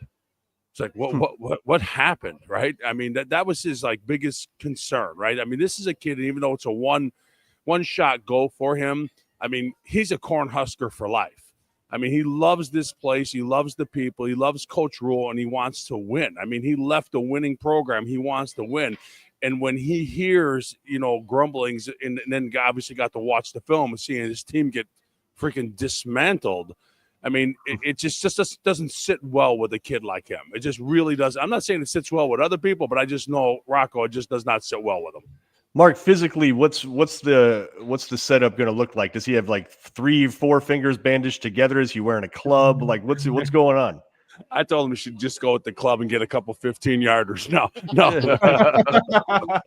I hate to say this. I always wanted a club, man. I always envied those guys with the clubs. But no. You're never going to get called for holding with that, Right. But no, I think it's going to be it's a form of like 2 or 3 fingers, and maybe the thumb and the pinky are out. I mean, he definitely has to adjust his technique. And so it's going to be something, I told him you're going to have to block a lot more with your feet. You might have to wrap a little bit, things that are unconventional, but as the game goes on, he's going to have to figure it out.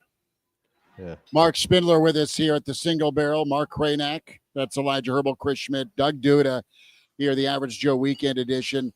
What did you see?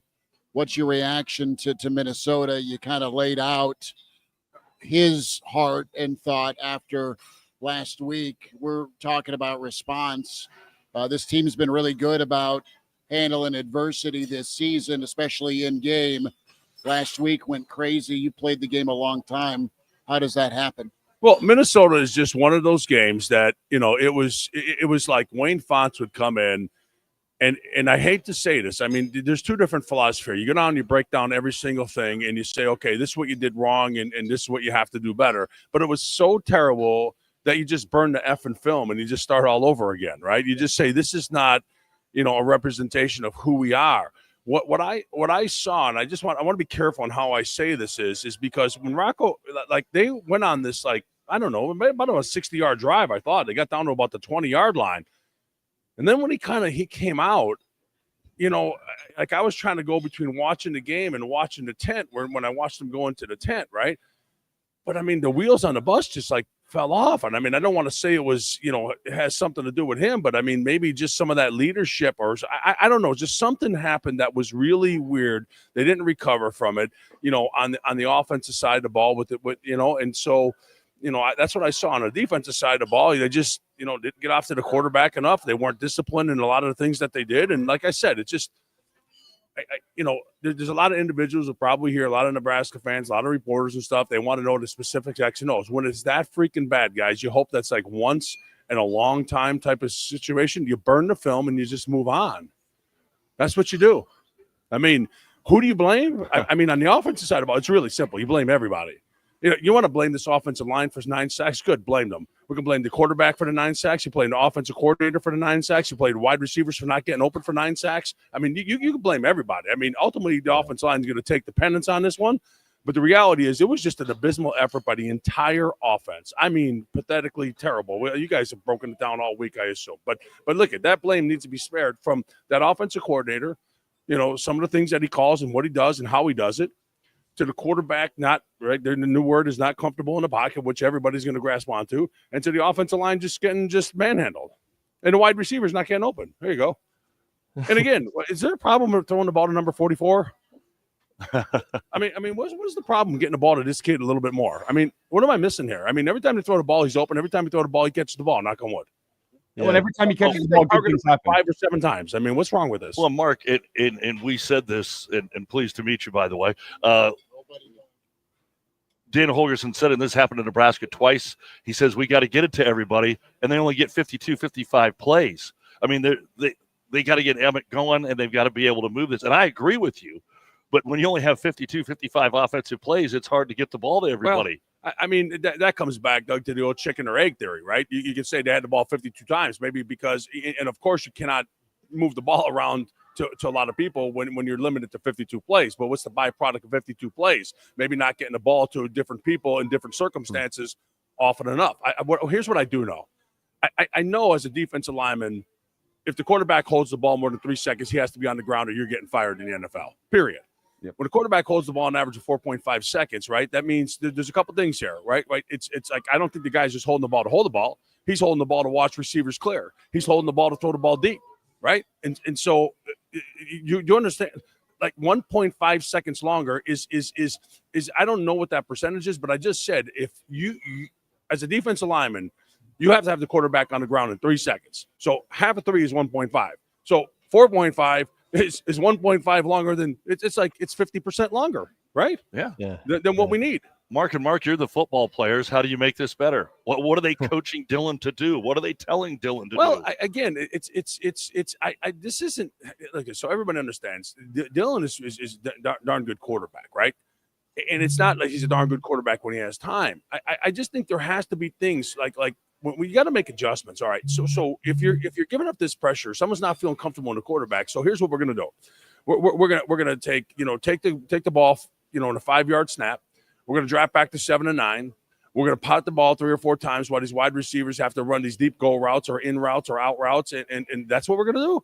Or we're gonna have some slanters or crossers or things like that, or outs or backs out of the backfield. And you don't see a lot of that. I mean, so. Again, you are limited and handcuffed by what is called and what is done. But make no mistake about it. If you're getting to, you have to pound and run the football. There's no doubt about it. You have to pound and run the football. But see, when you get out of your sorts, as they did that early in a football game, this is where you find, whether they're good or great offensive lines, whether it's a good or a great offensive coordinator, right? They don't get out of their sorts. They don't let a series or two get you off your game. What is it? What does it do to you, Mark, as a defensive lineman when a team comes out and establishes the run, right? Comes out and is just like, nope, we're running. What does it do to you when it comes to rushing the passer? How does it change how you approach it? So I missed you there. You said if they come out and they establish the run on you? Yeah, when you're a defensive lineman and you're facing a team that is just going to flat out establish the run, what does that do to your pass rush? Let's talk about it from the reverse way for a minute, and I think it'll make its point for itself. Here. Every single team going forward right now is going to use these last several games to lick their chops, to pin their ears back, to do what we used to call open the floodgate and get in a 3-point stance and run up the field to rush the quarterback, because the inability to be able to run the ball consistently allows you to be able to do that. You become one-dimensional, and as a defensive lineman, there's nothing better to know to say that, guys, they cannot run this football at all, so let's just go get after the quarterback and make his day and everybody's days miserable. And there's nothing worse for an offensive lineman knowing that in a 2-minute drill or a behind situation, you have to throw the football, knowing what those guys are on the opposite side of the field thinking, right? So the flip side of that is when you come out and you dominate and you run and you can pound the football at your will, it makes that defense become now one-dimensional. They're sitting on their heels. They're trying to play to run. They're trying to not to give up 4 or 5 yards on first down. They don't want to be in second or third and shorts. And because when you can find yourself in those second and shorts or the second and mid and the third and short situation under 4 yards, now you have a lot of different things that you can do. So I've always been establish the run and stop the run type of guy first. Call me old school, but I still believe that the teams, both in the National Football League as well as collegiate, that can actually run the football pretty well, can really have their way and pick their poison to do whatever they want to do, because your personnel on defense is going to be different. That's number one. You're going to be able to play action of football differently. That's number two. And then you're going to be able to take shots down the field, number three, because they are loading up the box to stop the run, and now you're probably one-on-one situations that you need to be on the outside. So yes, I love the ability to be able to run the football. Always have and always will. Mark, what do you think looks different for this Husker football team today? Minnesota, it was an old school Big Ten West style game last week. Northwestern's going to pull out a similar game plan. What adjustments do you see that can be made both offensively and defensively? You talked about running the football, obviously. I look at a short passing game. What do you look at defensively that can slow down an offense like Northwestern? They're cut from the mold of the Big Ten West, which is they're going to run the football and play action you to death. I just believe Nebraska has to get one of Nebraska's biggest issues I have seen is it's either, yards after contact, yards after catch, right? I mean, I call it blind dogs in meat houses. They run around, they fly the ball, maybe not so much last week as much as you would like to, but there just seems to be too much yardage after contact, these type of things.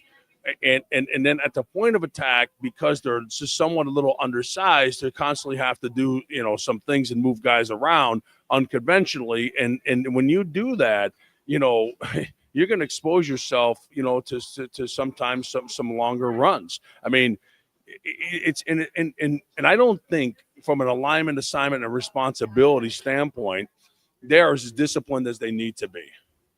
They're just not.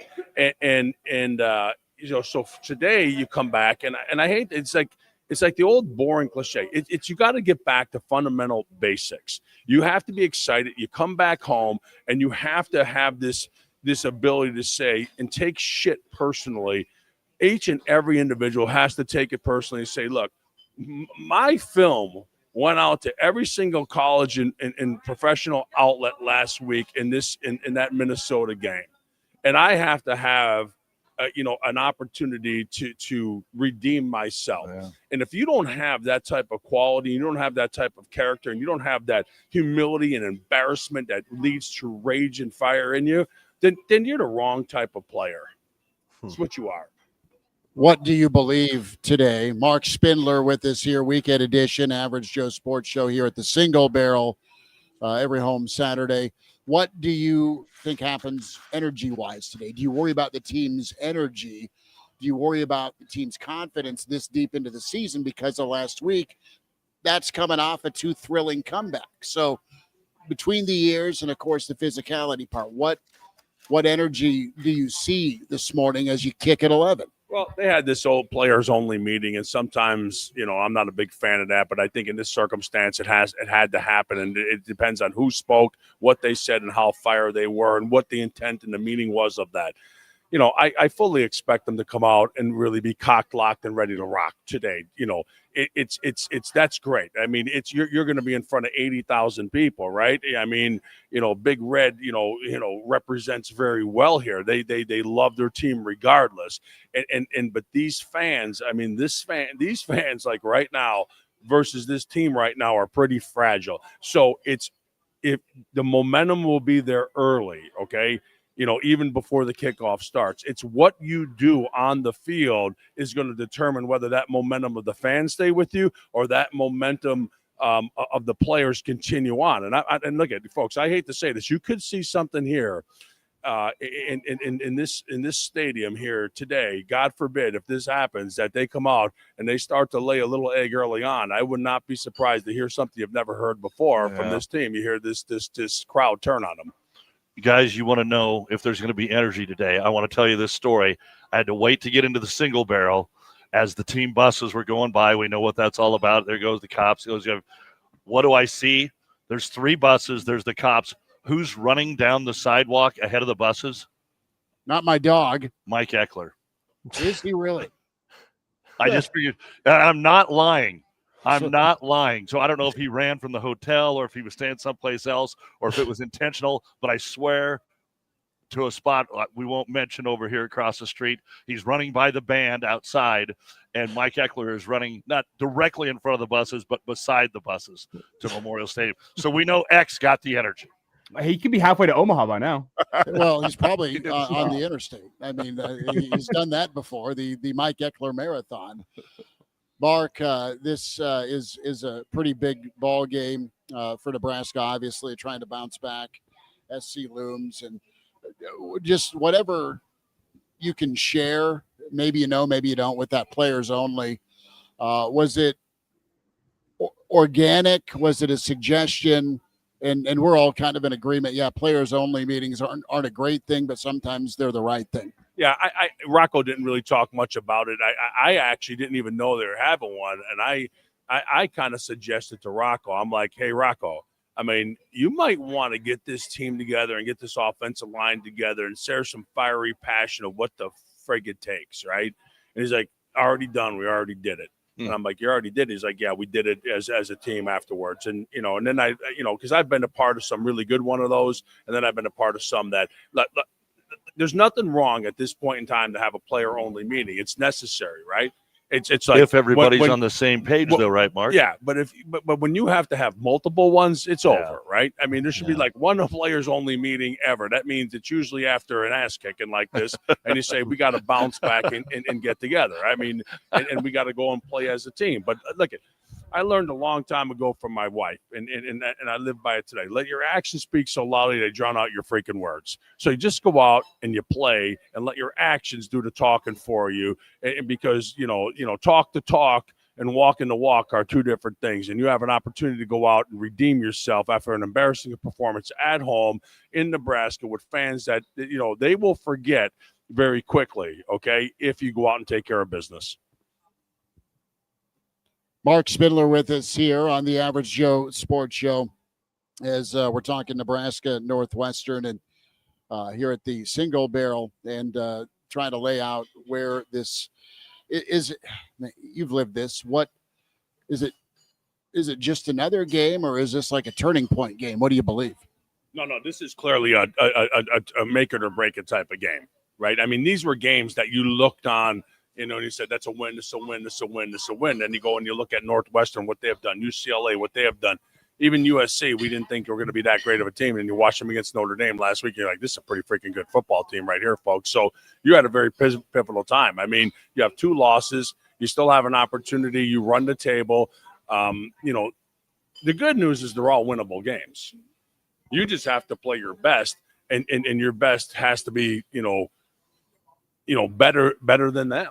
I mean, but they have the ability, and when you the trap with a Northwestern is they're this team that says, no one gives us respect, right? And so we have a great opportunity to come into Nebraska, a team that maybe has this uncertainty right now about themselves, and we come out and we just sucker punch them right out of the gate and hit them right in the mouth, and maybe they just fold up, and that's the end of it. But I can tell you this right now, folks, I don't want to even think about what the flip side is if this team doesn't come out and play, because I think, I don't even.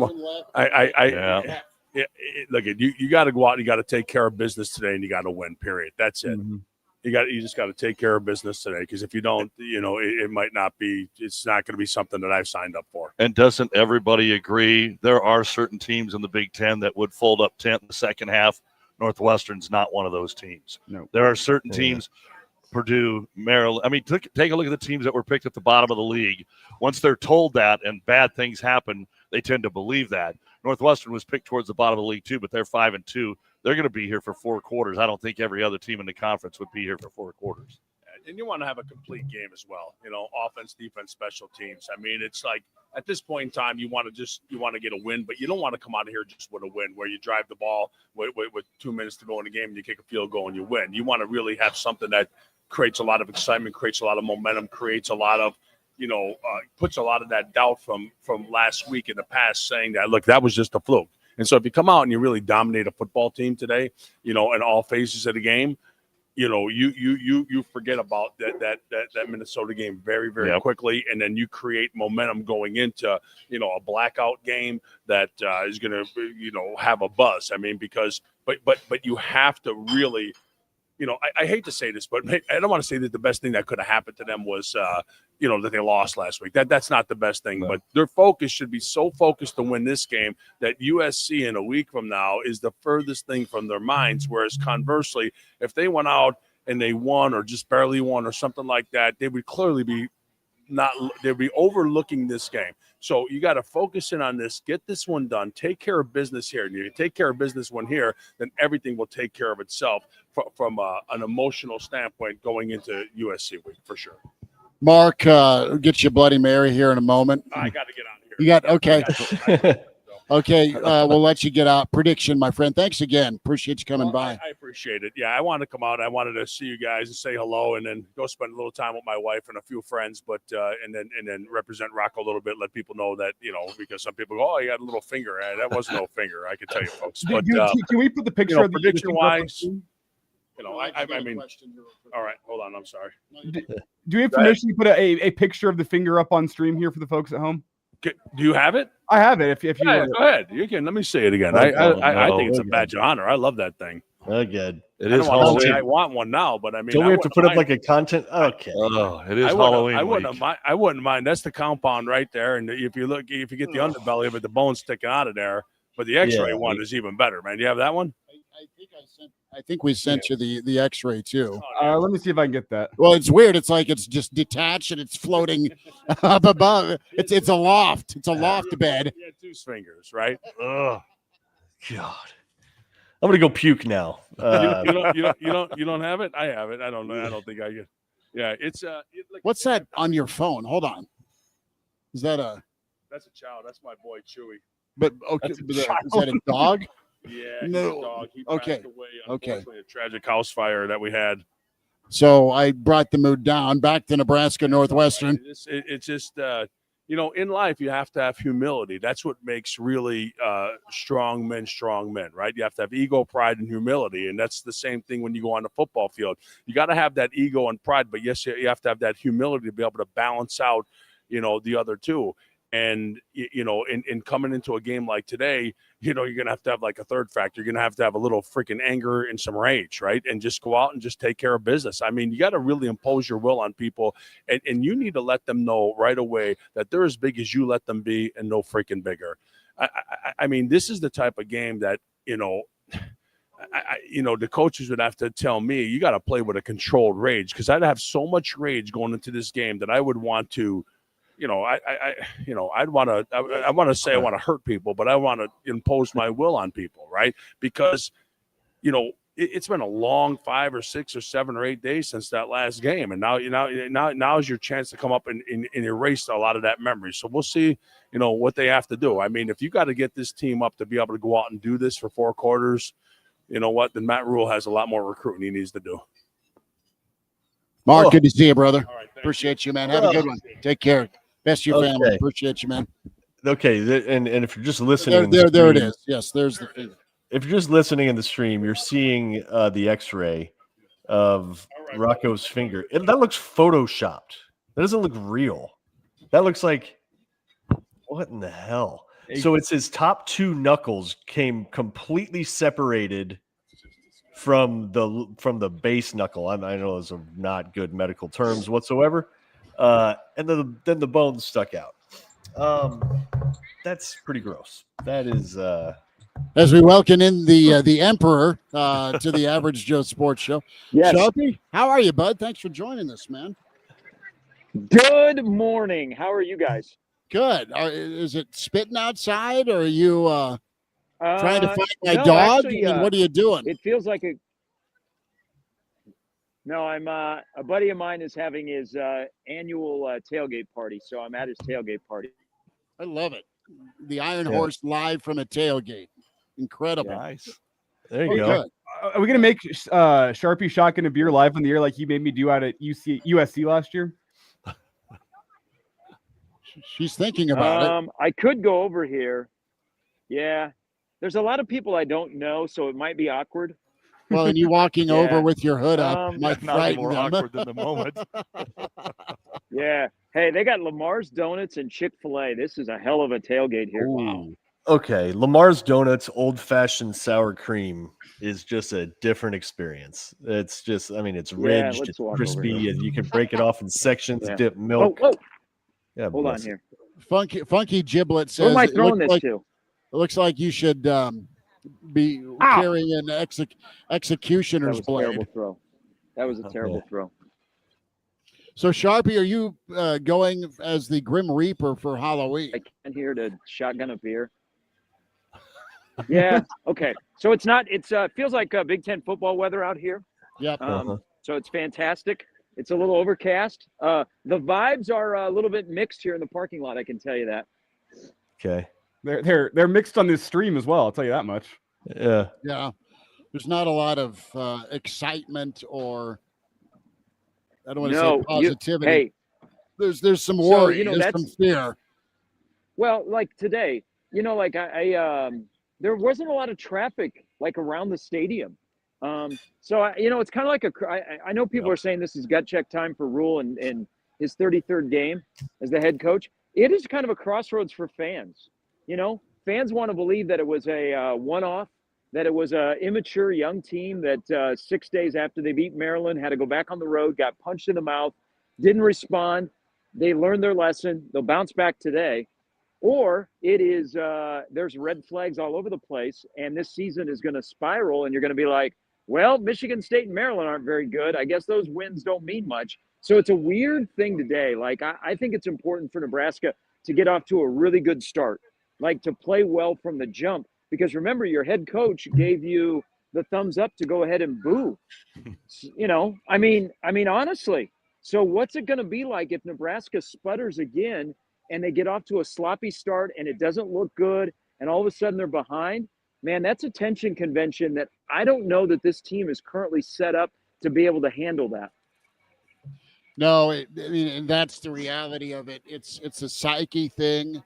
It's a pressure thing, but it's also a chance from an adversity standpoint to do what you've done a lot of this year, aside from last week, and that's respond to the adversity, Sharpie. And they did it in game with Maryland, with Michigan State, with Michigan, with Cincinnati.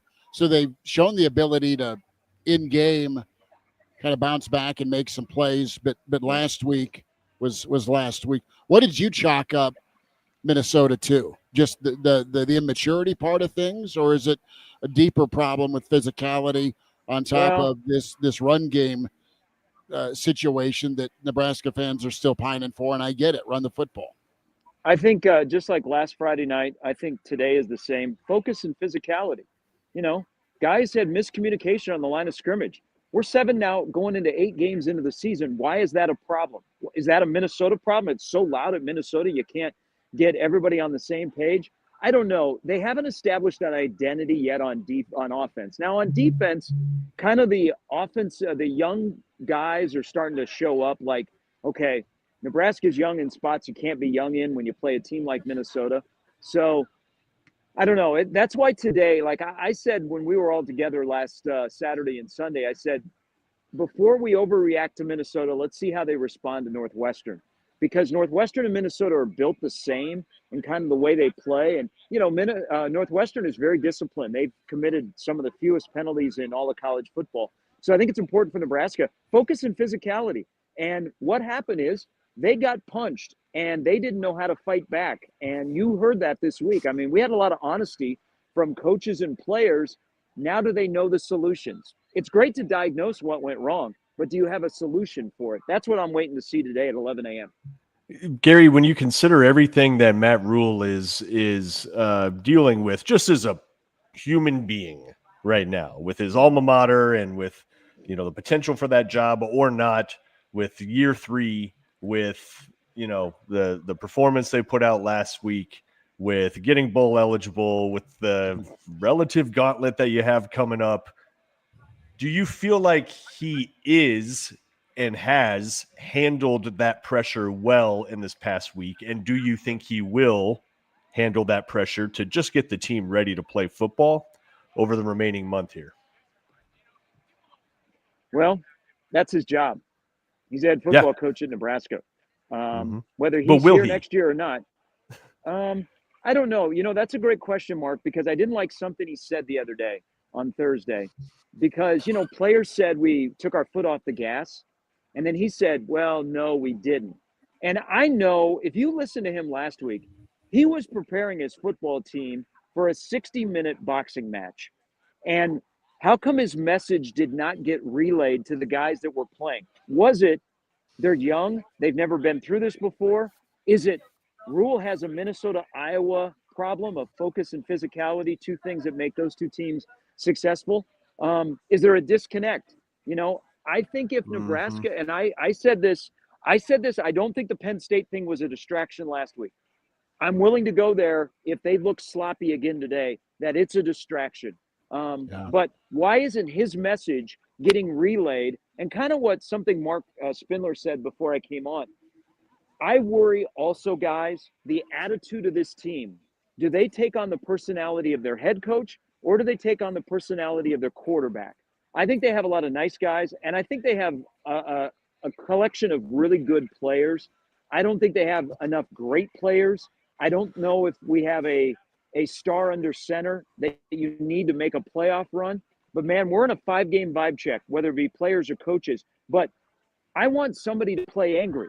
Does this team have the ability to play angry, that they were angry the way they lost and got treated last Friday, that it doesn't matter who you're playing today. You could be playing Michigan or Northwestern. This is about Nebraska, and we're going to play angry. I don't know if they have that in their DNA this year to play, because there's never been the mindset of killer instinct. It's always, hey, you're going to be in a close game. Got to have focus, got to have discipline. Why not step on somebody's throat? God damn it. This is over and over and over again. Let's play with an attitude. You know what? If a guy needs to blow somebody up on a hit and stand over him and wonder where his next of kin he should send the check to, let's do it. They need something like that. Gare, how hard is it in this day and age of the portal and not – because I throw that 3-year thing of rule out because you're not developing players that you got in as freshmen. You got half of a new team. We talk about it. I go back to what Tim Miles said. Don't blame this crap on me that we've never won an NCAA tournament game. I had nothing to do with it. I mean, we got so many new guys here. Most of these guys have no idea the problems that the fans all know about from Frosty and before that. So why is this continues to be a problem? It's a problem for the fans. Why should it be a problem for the players? They shouldn't know anything about this. Yeah, Doug, you've been around this long enough, and we've all talked about it. When you have a game like Friday that looks familiar to past losses, and it wasn't necessarily losing to Minnesota, because there are winners and losers in games. And if you play well, but the other team makes one more play, I think we can live with that. I think the thing that has gotten people riled up is the style in which Nebraska lost. But you do have, when you have a game like that, you have the butting heads of people that are like, okay, this is only year 3. Some guys have only been around for 3 years. And then the rest of us that have been covering this program or following this program, supporting this program for 10 to 15 years, that goes, what's different? Why does this feel like it's going to stall? That's the biggest thing today is Nebraska does have some momentum, and they got beat last Friday night. But did that stall any momentum and positivity moving forward? That's what we're going to find out today, because you can't have that happen. The first couple of years are about the build and culture. Then the third year is about wins. It's all about wins, man. And you got to find a way to win football games anyway, anyhow, and erase what happened last Friday. And it's good that they play today. We need a game. Guys, can you imagine if this was a bye week? Oh. No. Nebraska needs a game today to either validate people's opinion of last Friday or validate people's opinion of what they saw in the previous 2 weeks. Is this game, in your eyes, Gary, tenure defining for Matt Rule? Boy, that's a great question, because I go back and forth on that. I'm going to say yes, because of the crossroads we're in. Because then it says Minnesota beat you twice. And then, guys, what do we look at next week? USC, who is a little bit wounded, and people are questioning their toughness. They've had a week off after Notre Dame, and they come in here. So I would tend to agree on this Saturday morning, Elijah. I think this says a lot about where Matt Rule is, because this is game 33, and he's coaching against a guy. David Braun and Matt Rule have the same exact record.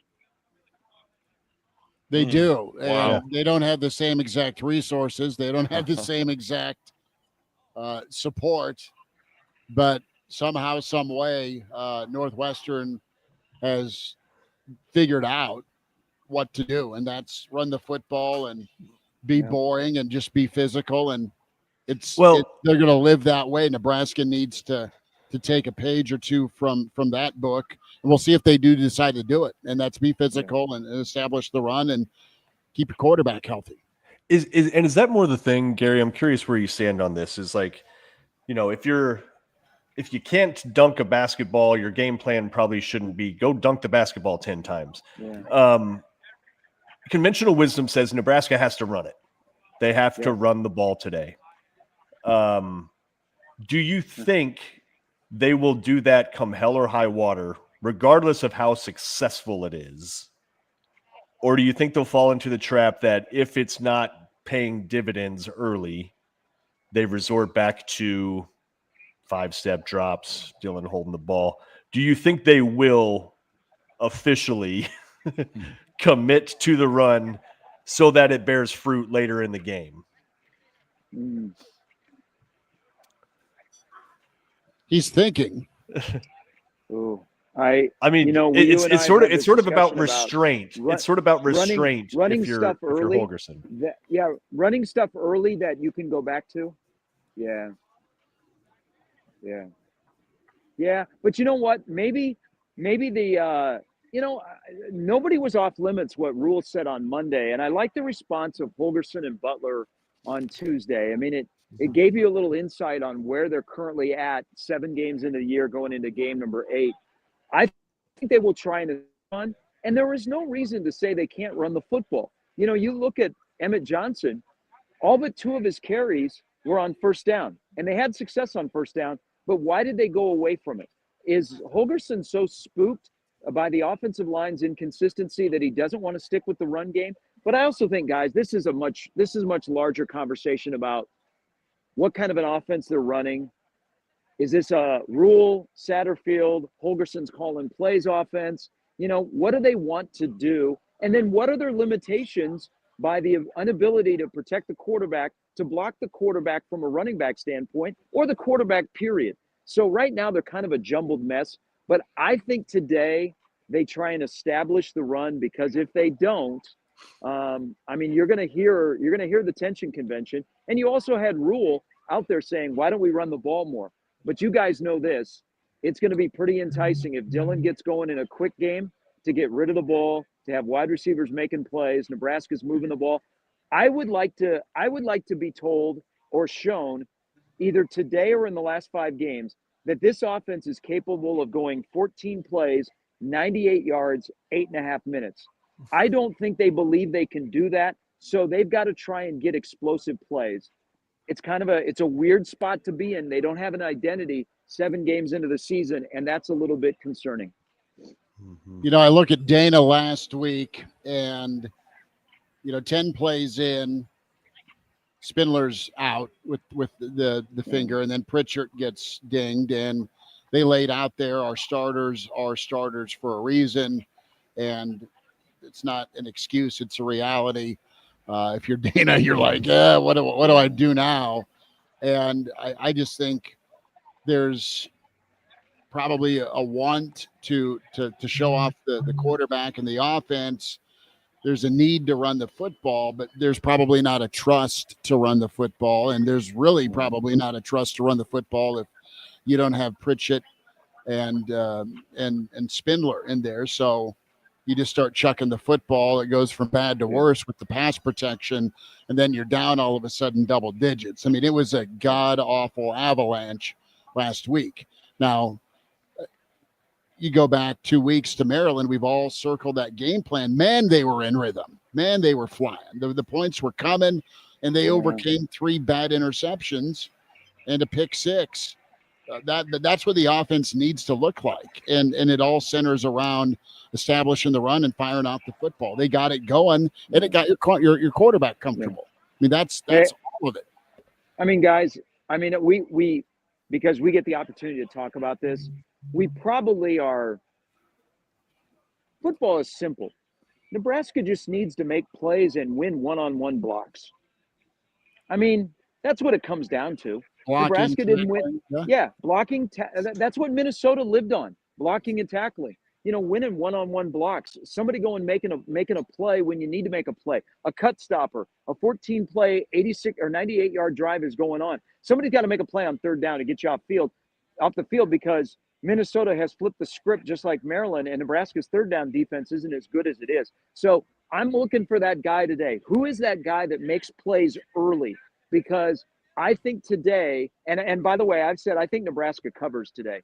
I think they bounce back, and you look at last Friday and go, okay, some of it makes sense, some of it lesson still learned, but they won a football game today. Yeah, I think it's important for Nebraska to start quick today, guys. because if you get to the fourth quarter and what Northwestern does compared to Nebraska, I almost have a tendency to believe that Northwestern's going to find the ability to make plays, or they have shortened the game so much with game control that Nebraska can't get the ball back. And also keep this stat in mind, guys, why I say it's important for Nebraska to get off to a good start. There is a very uncomfortable stat out there of Nebraska in the third quarter against Power 4 teams this year have been outscored 52-7. 52-7. They look good in the first and fourth quarter, but that middle, second and third quarter, and especially coming out of the locker room, what happens? I think Nebraska's got to have a lead today and play with a lead, because if they don't, this could be a really short possession game, and you're going to see Northwestern on the field a lot, and they're just going to run the ball and nickel and dime you to death. So I think it's important that Nebraska gets on top and they have a lead and they play with a lead, because I think they have a lot of front runner in them, and today that would be okay to have that. Sharpie, go ahead, Kraynak. I was just saying, yeah, Northwestern leads the Big Ten in time of possession. They had against Purdue last week. The first half was 22 minutes to 8.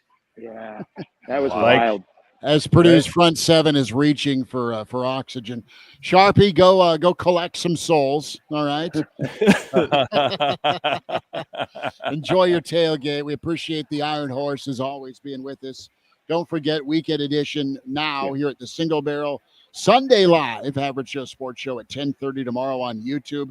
Sharpie, be good, brother. We'll see you upstairs, okay? Duda, good seeing you. I'll see you in a little bit. Sounds good, buddy. You look good. Thank you. All right. Awesome. There he is. There he is. Elijah Herbel, Mark Kraynak, Doug Duda hanging out. There we go.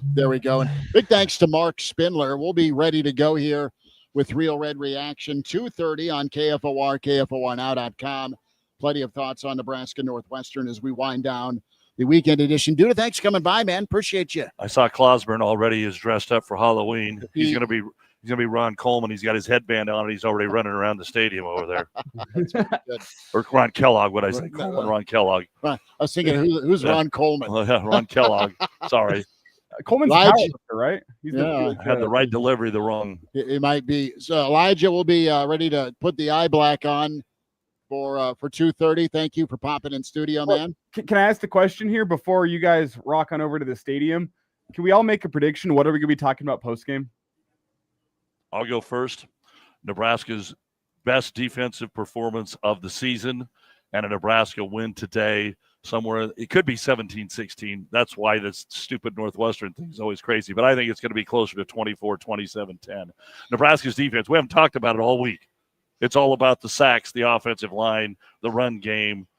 Nebraska has their best defensive performance of the year. Nebraska's front. If Nebraska wins today, we're talking about turning to Emmett Johnson and that offensive line's response, and it is the ground game that sets the tone, delivers the goods for Nebraska. It's Nebraska's rushing attack today and rushing defense. Yeah.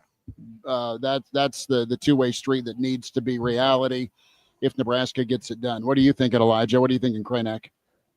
I'm going to go with, how about that rink mast? I think that's probably, I hope not. But does Fred have a Sweet 16 team? No. Yeah. hey, listen. but today will show a lot, right? I think I'm not feeling great about where the team's at right now. But if you pull this out in the midst of all this pressure, that says a lot. It says your mental toughness is for real. Exactly. And if you kind of fold and you whimper to an ugly loss, I think that also says quite a bit about where this team's at. I'll give you two. If it's a Nebraska win, I think we're talking about a game-changing play on special teams. Another thing we didn't talk about that was fine against Minnesota. I think if Nebraska wins, there's a game-changing play of some sort on special teams that gives you some life. If it's a Nebraska loss, we're going to be talking about Raiolo's performance. If he plays well, Nebraska wins. If he plays poorly, it is danger time for Nebraska. So if it's a Nebraska loss, we are 100% squarely talking about Dylan Raiola and why things went awry for him. Northwestern hasn't blocked a punt. They actually defend punt returns pretty well. They don't give up a lot of yards there. But they had a punt blocked and muffed a punt against Penn State. Right. So they're not great when it comes to special teams, but they have not given up a lot of big returns either. So we'll see. That's Mark Kraynak. That's Elijah Herbel. Chris Schmidt, Doug Duda. Check out the Average Joe Sports Show podcast. Sunday live, 10:30. Real Red Reaction, 2:30 today from the Single Barrel. Big thanks to the Single Barrel for having us here with the weekend edition pregame show. And we'll talk to you a little later this afternoon after Nebraska Northwestern. Thanks for tuning in. And we'll holler a little bit later on today with the Average Joe Sports Show.